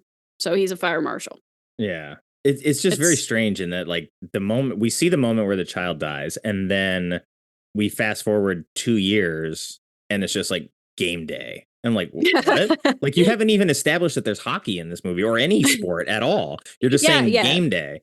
And then he just shows up at his wife's house, or his ex-wife's house, unannounced with hockey tickets. And then we start to like get a little bit of like backstory, but we don't ever see anything where he's got like PTSD from this. Right. I mean, I guess it sort of is just used as background motivation for him as a dad to be like, oh, he's really going to fight hard to save his kids here. But like, yeah, he's their dad. He probably should do that anyway. He didn't need a child to die in his arms to make that happen. And as a firefighter, I would have liked to see some of like the PTSD. Like, there's no friction with his boss where he's like, I want to go back on the job. Oh, you can't. It's too soon. He says, like, fuck you. Okay, well, then you're suspended. And, there's none of that. You could have done that all in less than 5 minutes and at least given us enough of that to where, hey, by the time we meet him as the lowly fire marshal who's changing light bulbs, we're a little bit more sympathetic. But like, his kids, like the daughter's like, he's a fireman. The son is like,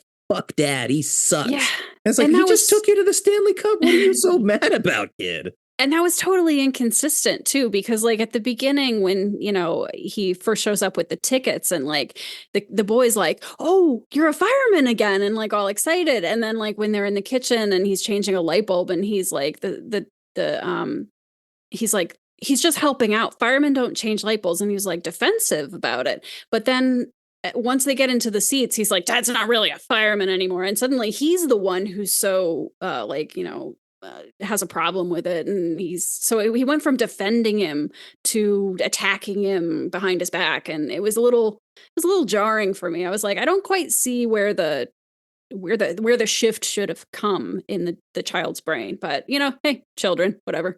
Yeah, I guess I was just curious if the sort of narrative at the time was that like firefighters are so heroic in the public eye that kids would be bragging about their parent being a firefighter at that age, like, oh yeah, okay, well, because the way he talks about his dad's like semi-pro career, he's like, well, my dad played hockey. Like, he's talking like this to Luke Robitaille, right? And so that's a great sort of like authentic moment where the dad is embarrassed that the kid is elevating him to that status.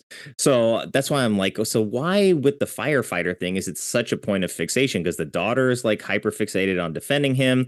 The son at first is, and then as soon as they're left alone, it's like, no, I'm going to lecture my sister on how our dad is not really a firefighter. And I'm so like upset because of that I'm bringing in a super soaker to the game that I will then try to hide. It's like, you're 8 years old and you're just like lying straight to your dad's face. And he's like, okay, well, I guess I'm going to go to work.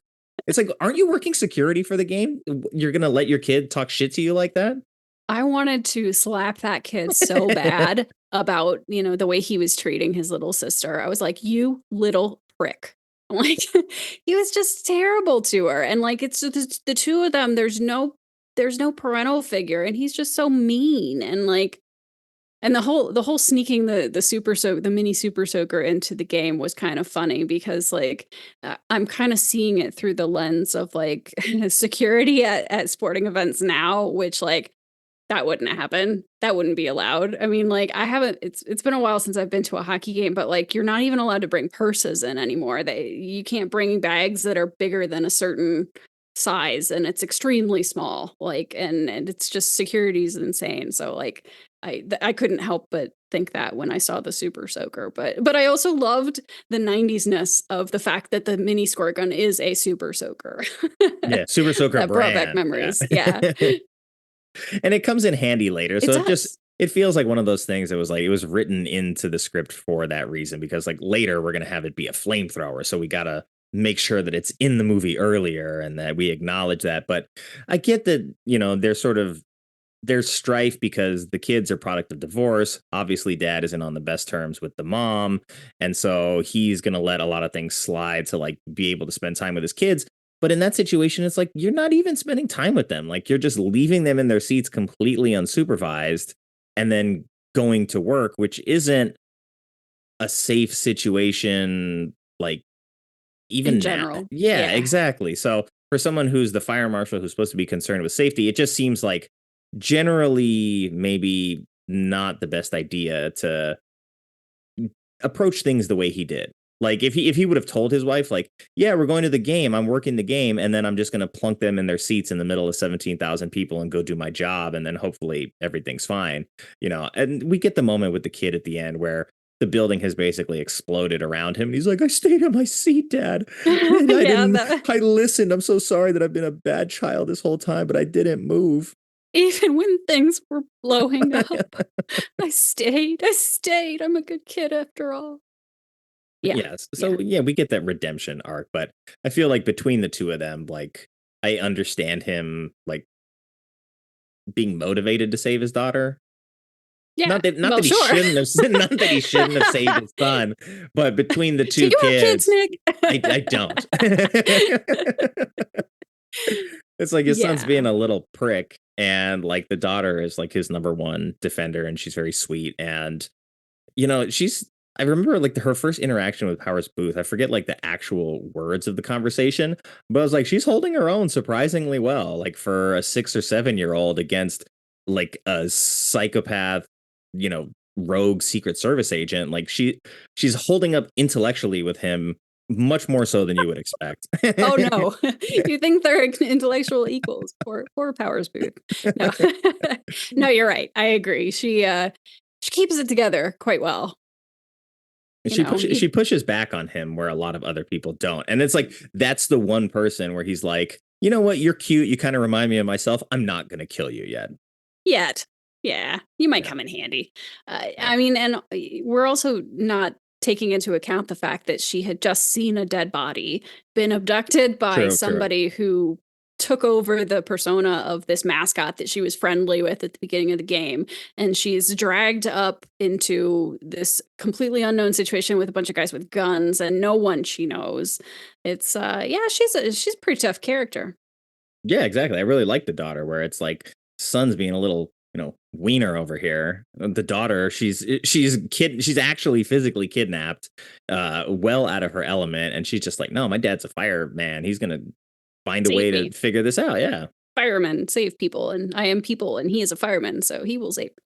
Yeah, I think so. I guess like, firemen saving people is sort of like the through line for his character, and for everybody else is that like, that's kind of just in his instincts. And we saw it like in the beginning with the kid he tried to save, like he'll put himself in danger to try to help other people. And I wish we would have like maybe adhered to that a little bit closer, but at the end of the day, I think it still works, and it gets us across the finish line.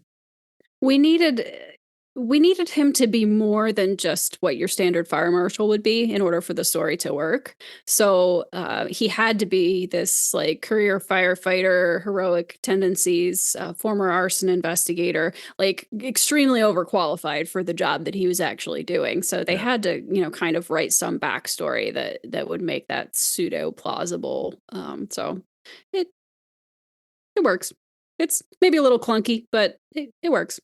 Yeah, I guess, why does the fire marshal have such a strong like kicking attack would be an interesting question. Right. Like he doesn't do as much kicking in this movie as some other movies, but like it's not a Van Damme movie without him kicking, and he always throws this like counter uppercut to the body as well. Like he'll block a punch and then on the other side uppercut the body, and that's like one of his signature moves because he's not really like a punch heavy guy. And he kills a guy with was it like a fire extinguisher tube that he loaded with a nail, one of his MacGyver weapons. Mhm. Like which was pretty cool, and even the good bad guy couldn't figure it out. He's like, how'd you kill that guy? Well, I feel that in those moments where he uses these like sort of handcrafted weapons, he still has a gun directly in his face. And none of the bad guys ever seem like they really want to just like shoot him. They execute everybody so indiscriminately throughout the rest of the film that every time they get the drop on him, he's able to like do some quick sleight of hand and I shot you with this like pneumatic device I created. And oh yeah, also I have a super soaker and a lighter in my pocket.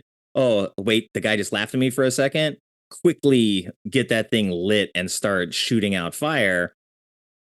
I feel like the guy with the gun would still probably be able to react and shoot him before that happened. They don't even get off a shot, like not even an inaccurate one.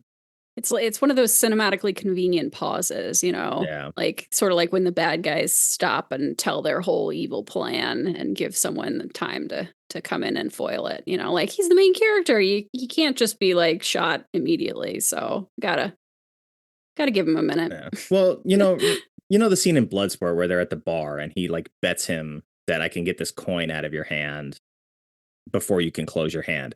Like that at least demonstrates earlier in the movie that like this guy has very quick hand speed. So later, if there were a gun in his face, you could maybe rationalize that his hands are fast enough to disarm the assailant or pull off a trick like this.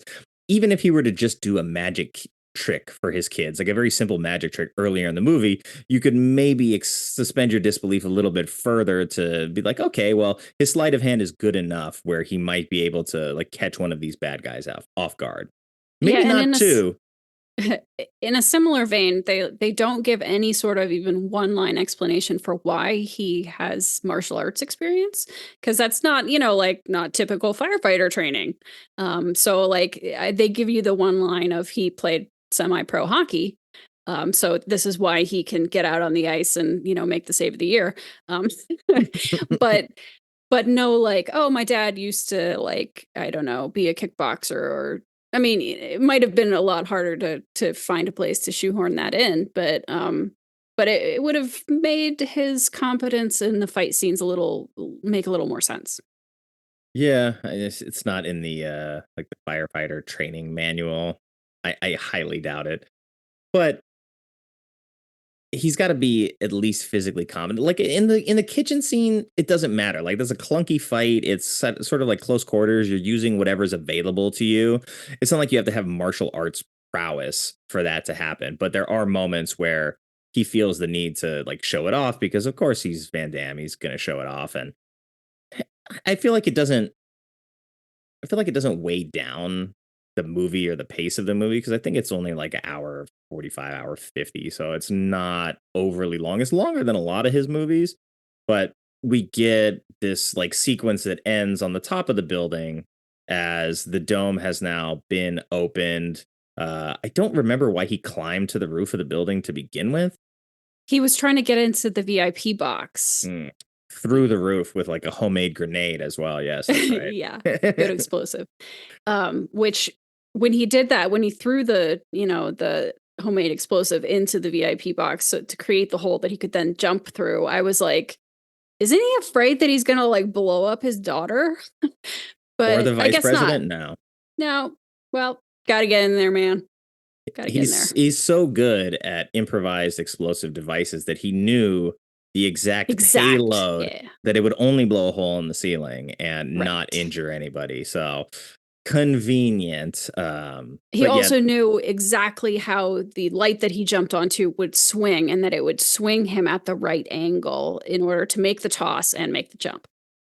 Yeah, I believe that. Yeah, he was probably like also a calculus genius, and he did all the calculations in his head. You know, I believe it. Sure. We'll just have to give him the benefit of the doubt on that one. But they end up on the roof again after that, right? Because the Yes. helicopter's coming to rescue, well, not rescue, but to get Powers Boothe out of there. So they go back down after he rescues his daughter. She IDs Powers Boothe by Right. the And they chase tattoo him on his up. hand.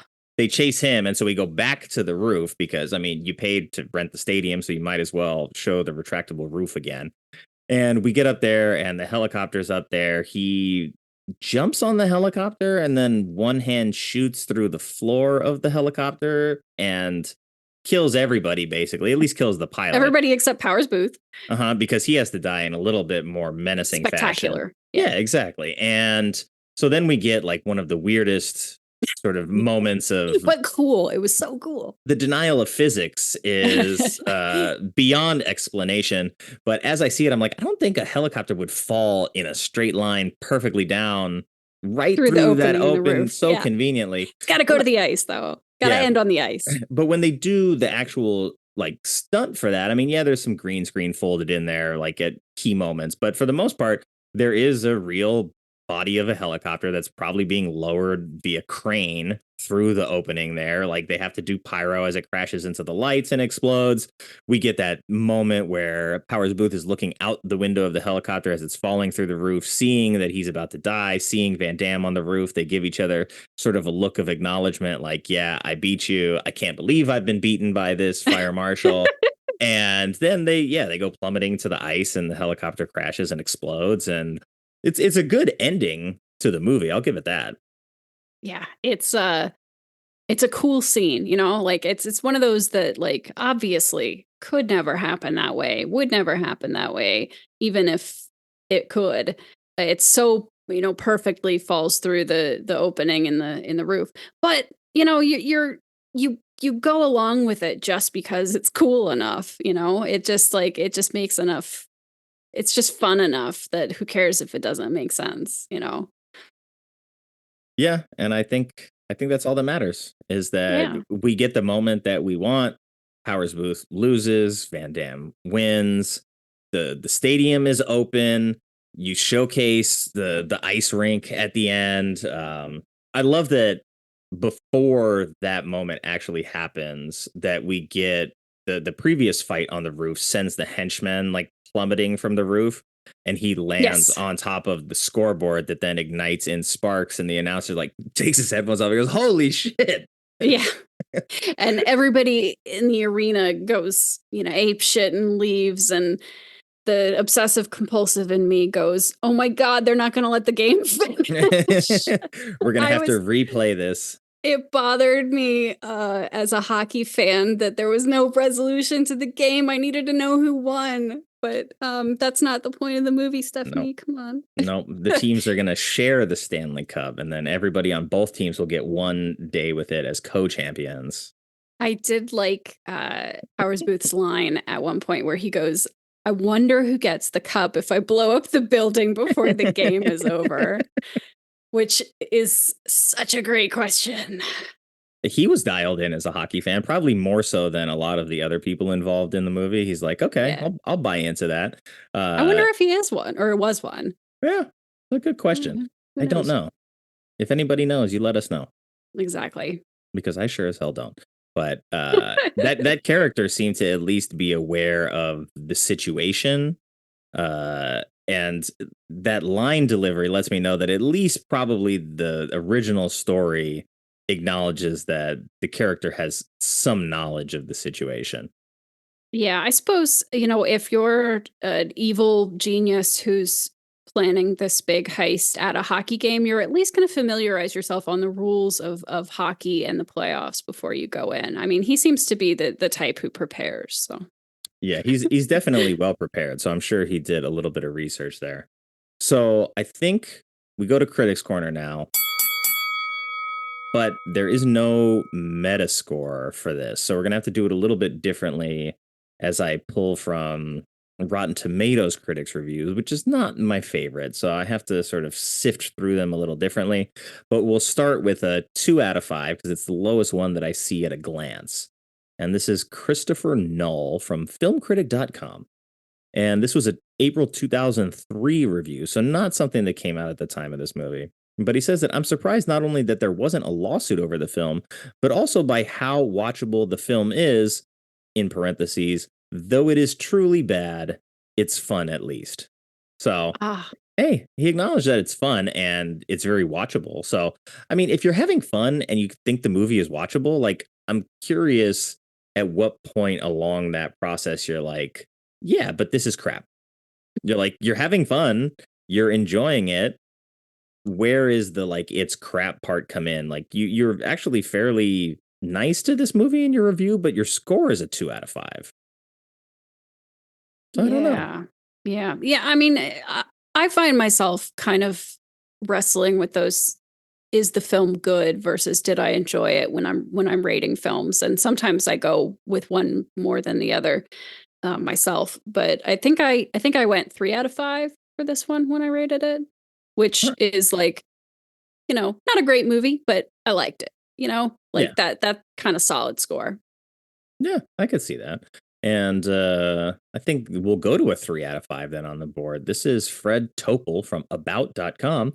Fun Die Hard knockoff that uses the stadium for all it's worth. The mascot fight is a highlight. All right, so yeah, acknowledge that, like the movie, it's a fun Die Hard knockoff, which it is. As we just talked about, they used the stadium for like all the value they could siphon out of it. And as you mentioned earlier, the mascot fight is probably the most fun part of the movie for a number of reasons. But yeah, it's wild. So I think that's a good 3 out of 5. Yeah, I agree with every single statement. All right, well, what else we got on the board? All the scores all over Rotten Tomatoes are not uniform, which makes it very difficult as well. So let's see. This is a 2 out of 4. So this is a 50%. Michael DeCina from themoviereport.com says, wooden as ever, Van Damme is no Bruce Willis. Unfunny main bad guy Powers Boothe is no Alan Rickman.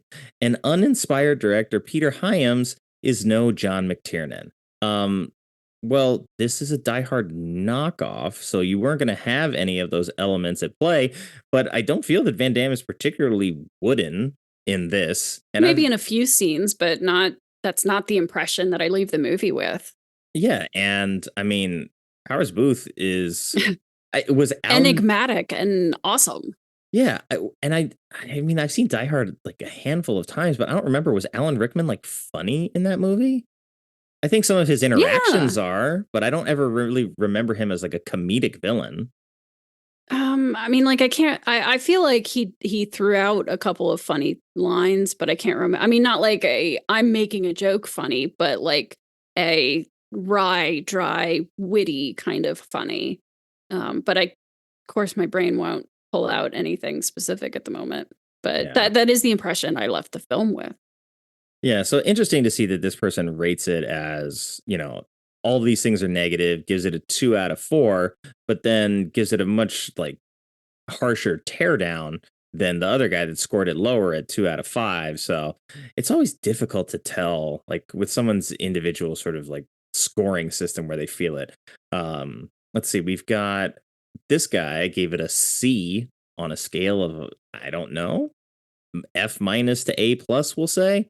This is Brian Orndorff from Blu-ray.com. Says, instead of scoring with surefire premise, sudden death follows the title's direction, keeling over before game even begins. There's a word missing from that sentence.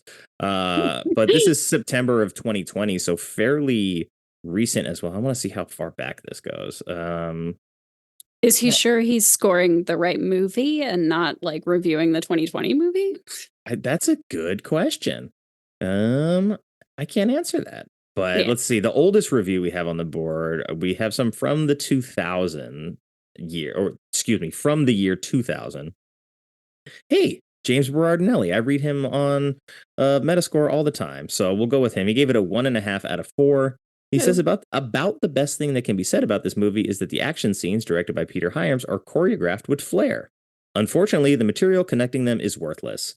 Well, that's a bummer. I guess he's just not a hockey fan. Yeah, must not be, because there was gold there. Yeah. And I mean, I think Powers Booth is charismatic enough, and the kids are like good enough to get the in between stuff connected. I wish like the chef would have played a bigger role because it seems like his death was Poor kind of guy. just like, yeah, throwaway.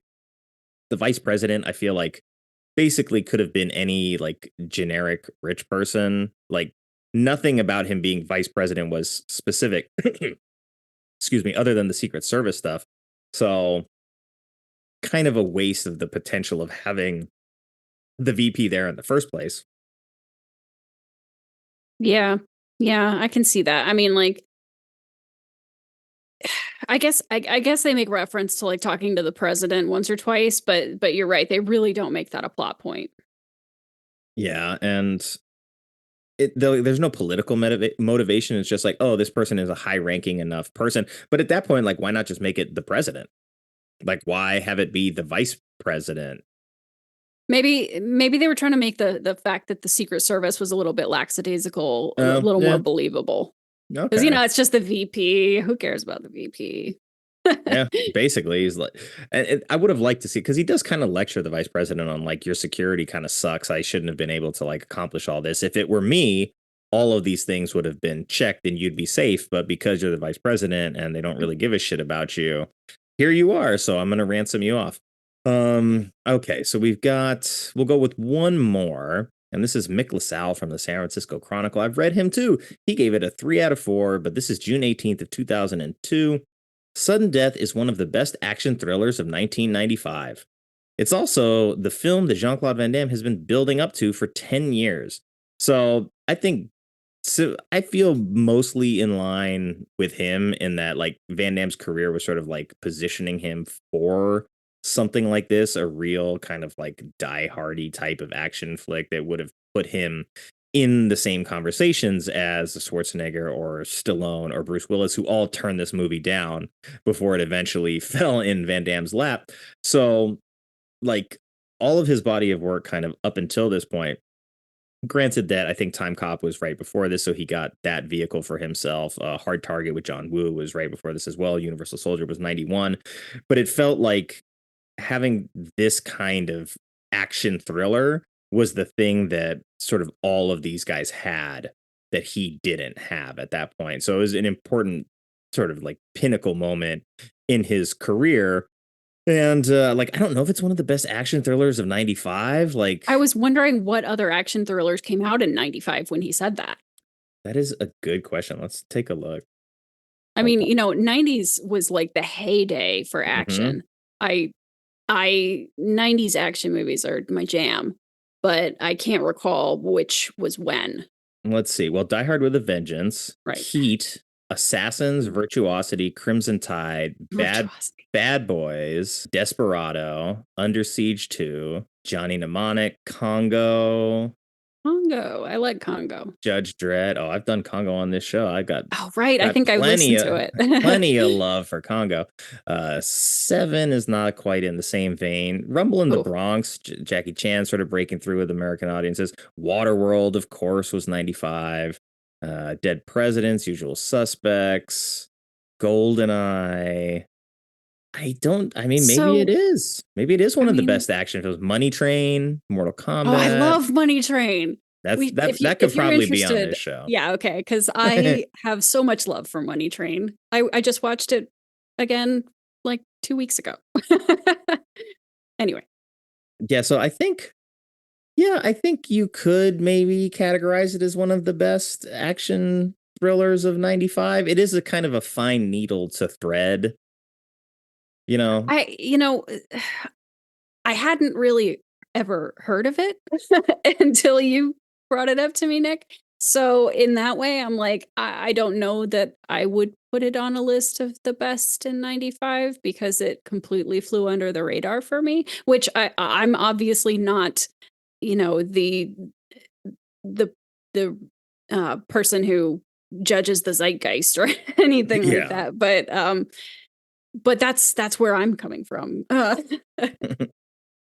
I mean, there's some other good titles in there. And I guess if you are more inclined to Van Damme to begin with, you might be giving this one a little bit more grace. But yeah, its Letterboxd score is a 3, which is pretty respectable on Letterboxd. I mean, I think you gave I'd it a say, 3, so yeah, I'd say it definitely holds up with all those others that we just named, but I don't know if I would say it's the best. yeah, I think that's up fair. or one of the top. I don't know. I would say it has, on Letterboxd at least, 3% of its total ratings are 5-star, which is a higher percentage than the 4.5, and it's equal or higher percentage than 1.5, half, and or 1.5, and half. So like a decent amount of its reviews are 5-star reviews. I probably wouldn't, categorize it as such, but to each their own. And like, yeah, the big median is the 3. That's 32% of the bulk. But that's, if you look at 3 and higher, that's 32%. That's 50%, 52, or excuse me, 52. And so like 60 to 70% is 3 or higher. So that's solid. I think it's a big enough sample size that like people enjoy the movie, whether or not it's high art, which it's not really aiming for. Let's be exactly. Yeah, when you told me the premise, like I was very sure that I would enjoy it. I wasn't 100% sure it was going to be good, but I would say it was good. Yeah, it was good. I mean, it was great. It impressed me. It was better than I expected it to be. I think that's kind of where I went into it. I mean, if you're going to give me a mashup of two things I liked as a kid in both hockey and Van Damme movies, you couldn't make it really any better than you made it, to be honest. Like, you gave me everything I wanted out of the two reasons that I was invested in it in the first place. So I have no real gripes, no real complaints with the movie. I watched it again. I enjoyed it. Still the same. I still think it's one of probably Van Damme's better movies, honestly.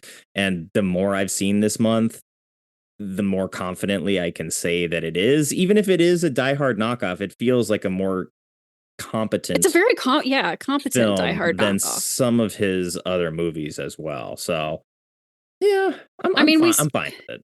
We spent a fair amount of time like picking it apart, but not in a bad way, if that makes sense. Like in a hindsight, like here's some funny details and here's some things that they could have tweaked, but not in a this ruins the cinematic experience kind of way. Like only things that I was considering in hindsight, nothing that stopped me and took me out of the story. And that's actually pretty rare for like this genre of movie. Usually there's like one or two things that you're like, hang on a second. And it kind of messes things up. And I didn't really experience that with Sudden Death. Well, you've got The Quest on deck. And yay. I mean, in the first few minutes of that, I had that moment where I'm like, oh boy, I was like, how little do I remember this movie? I know there's a fighting tournament. I know there's like maybe a heist or something. I know James Raymar is in the film. And then I was like, I don't remember anything about the beginning of this movie. I was like, am I watching like The Kingsman, or is this like James Bond, or I don't know what the vibe was going for. And I'm pretty sure the music was lifted directly from Anaconda. Oh, I just watched that. So you can tell me when you watch it. I heard the score and I'm like, this is the Anaconda theme. Like, how are they just recycling this? So you'll have to let me know when we talk on Saturday if you feel the same way about that. It's funny. You had me looking at the clock because I've pretty much got to turn that on like right when we finish, because the Game 6 of the Stanley Cup playoffs is at 8:00 tonight, and I have to watch that. So I've got to make sure I'm done with The Quest before that, or that I watch it after it. But that probably won't happen because it'll be kind of late by that point. But who knows? I don't go to sleep till 3 a.m. So. All right. Well, so that's what's on deck for my evening is The Quest and Stanley Cup. Go Oilers. Yeah, there you go. And I guess if you are feeling like you can't sleep and The Quest is boring, then maybe put that on and it'll help lull you to sleep. But since we're talking about sort of some other films in the same genre, I think now is probably a good time where we go to our segment where we talk about what's a good gateway drug movie. for sudden death. I mean, I think Die Hard's a very obvious comparison, and it is sort of a Die Hard clone, but is there any other movie that isn't a Die Hard movie that you feel like this movie sort of stacks up with? This is one of those things that I should have thought about ahead of time, because my brain, I don't think on my feet very well. So I'm not sure I'm going to be able to come up with anything. If you have something, you go first and I'll try to keep thinking.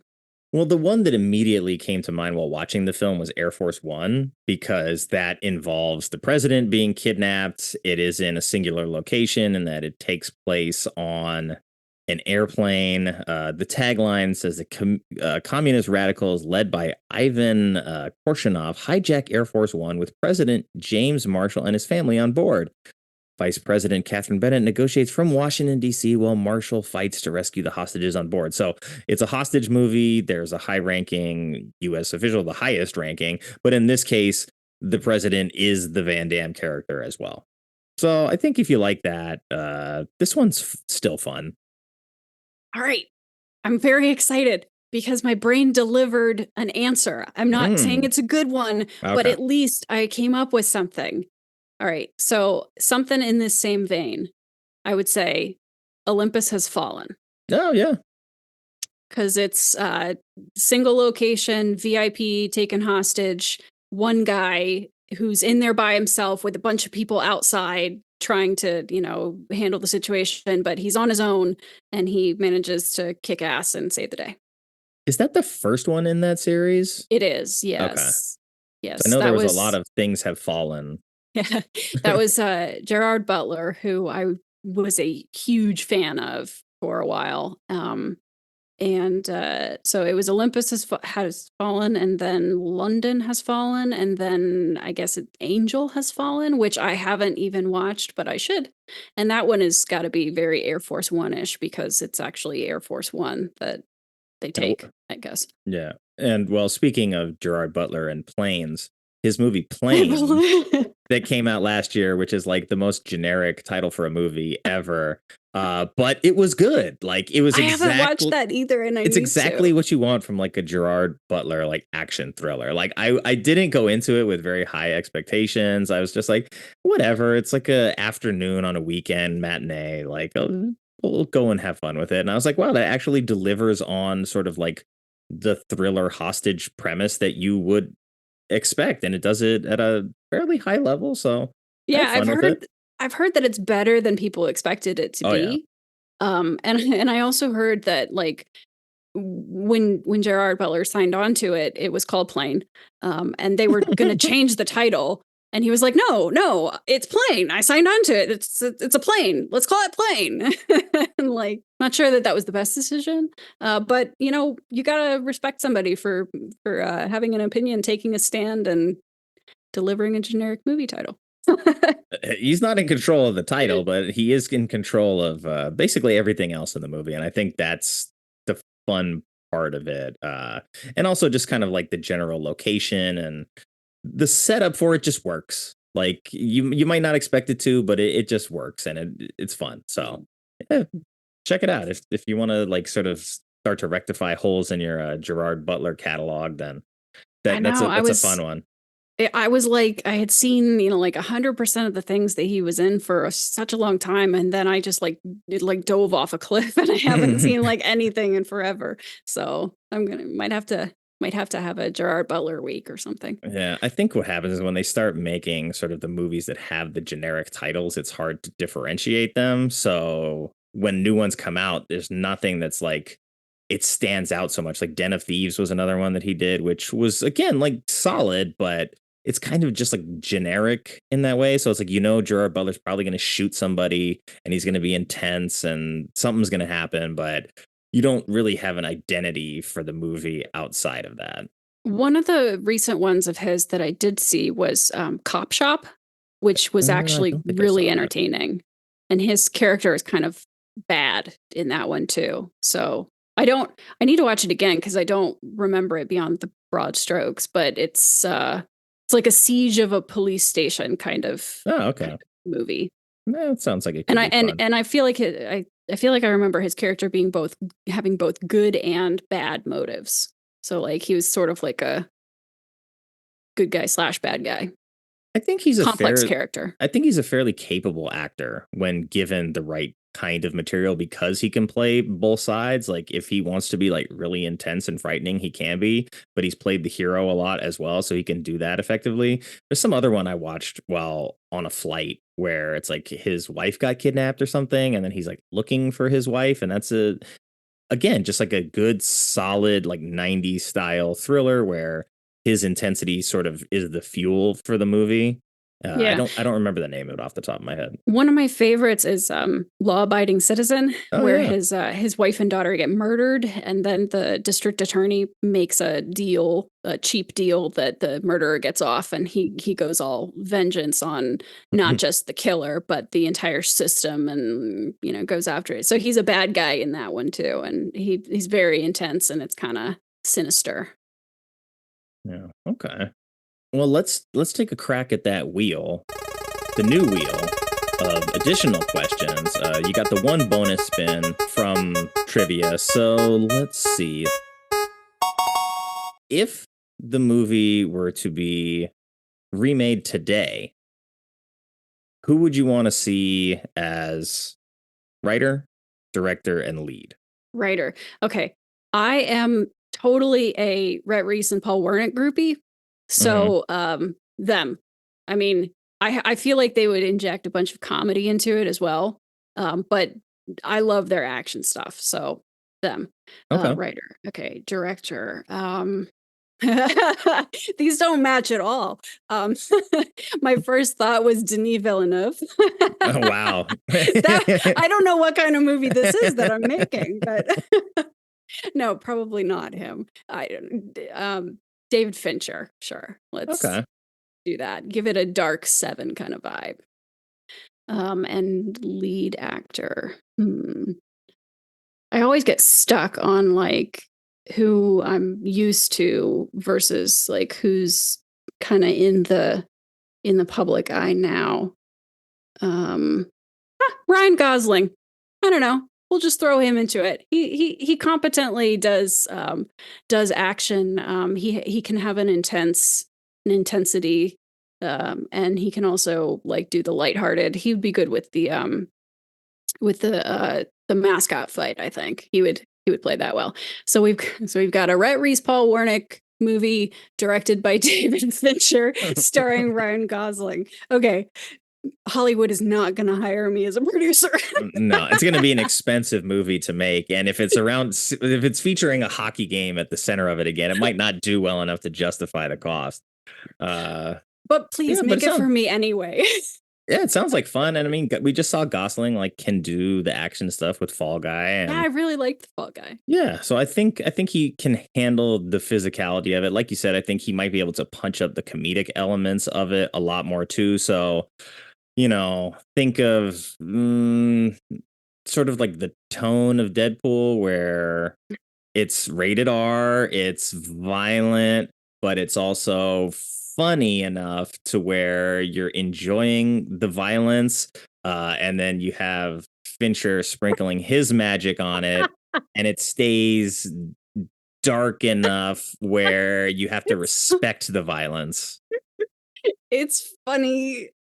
But dark. I don't like I said, I don't know what kind of movie I'm making. All right. I'm gonna like write out a treatment for this or something, and just because it's making me laugh. Yeah, it would be entertaining, I think, for sure. Whether or not it would make money, that's a different question in today's market. But I think for the right audience, it would be a lot of fun. So I'll give you one more crack at the wheel since we're still practicing. What movie snack would you pair with this movie? Movie snack. Well,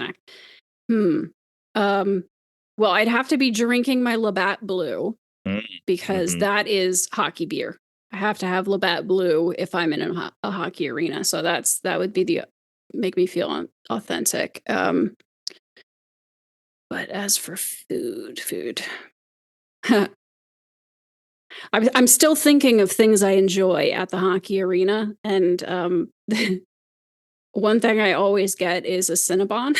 That doesn't make any sense. But hey, Labatt Blue and Cinnabon as my sudden death arsenal. Yeah, that's not bad. I mean, you get beer, you get the carbs, you get the sugar. I mean, you might be sick afterwards, but so be it. I mean, Never happened before. oh, well, that's good. I had a bad experience with Labatt Blue like in my younger days, and I've never Uh, gone back since then. oh, It was just like, whew, I was like, okay, I made a mistake. And I don't even think like I had drank that much, so like I don't know if I was just sick or something in general, but yeah, that's the bad kind of memories.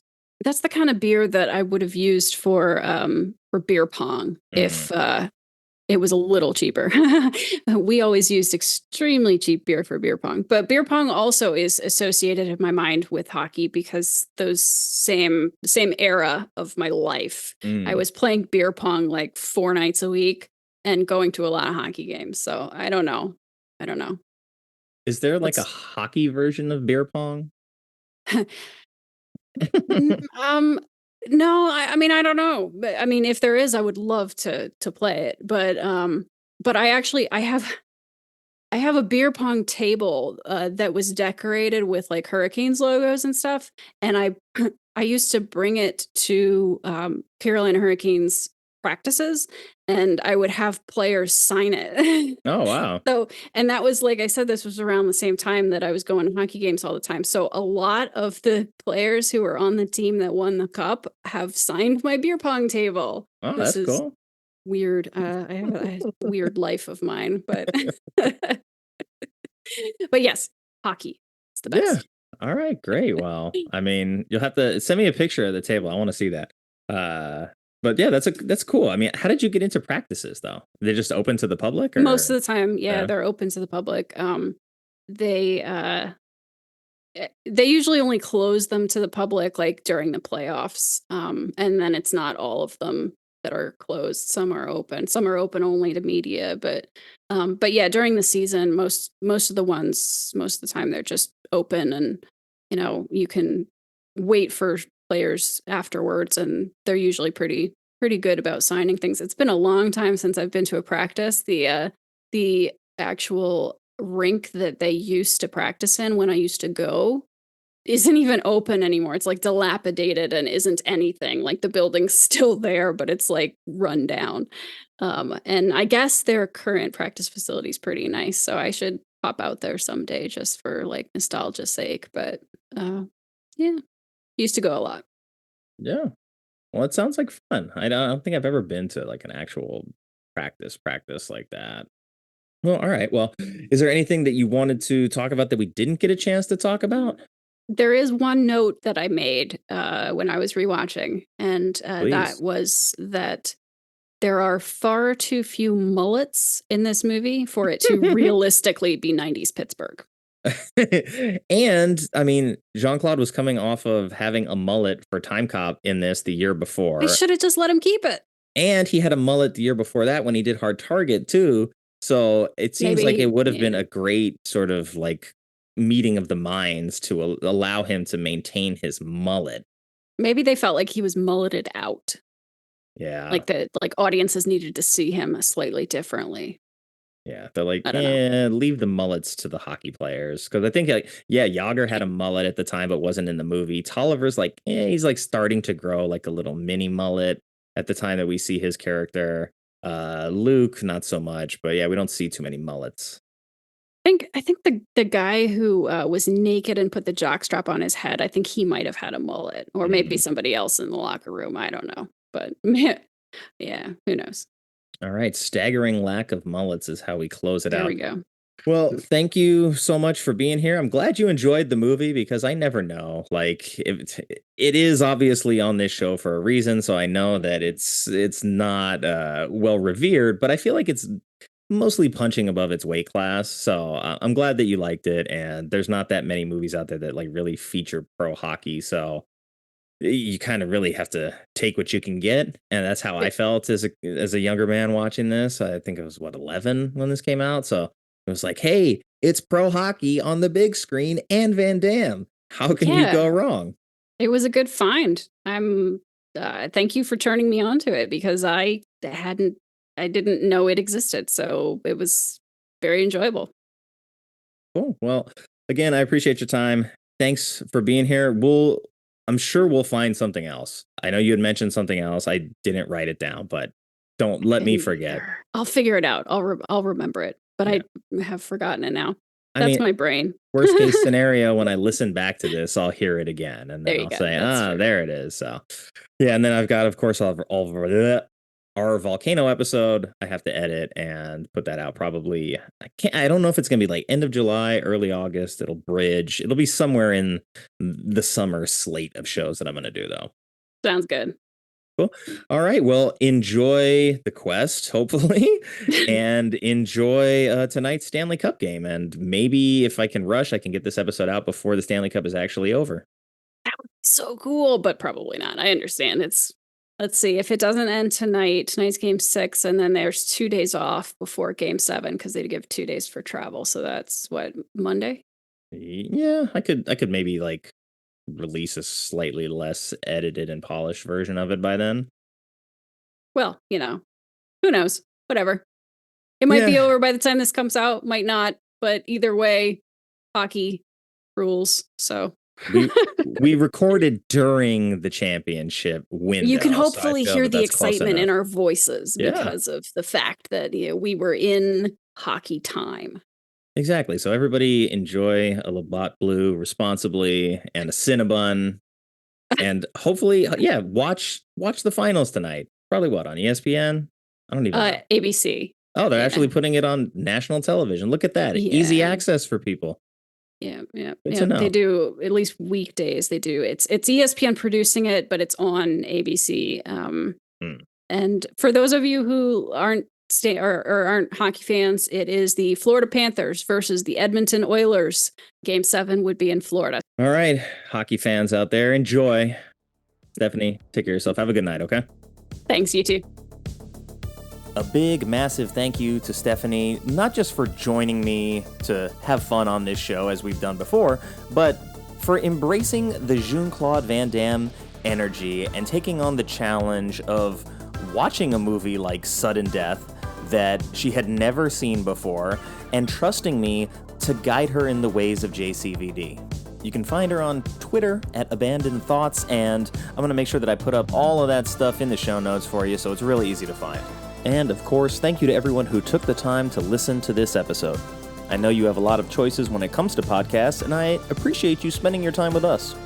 I hope you enjoyed the show, and if you do, please consider leaving a rating on your podcast platform of choice and telling a friend about it. And the support page is now live over at ko-fi.com. That's ko-fi.com/badmovieswelove. I'd love to hear from you, so if you have a bad movie you love or would like to be a guest on the show, you can contact me at badmovieswelove@theshice.com or at badmovieswelove on Twitter and Instagram. And that's love with an LUV on the socials. And until next time, take care, be well, and have fun however you get your movies.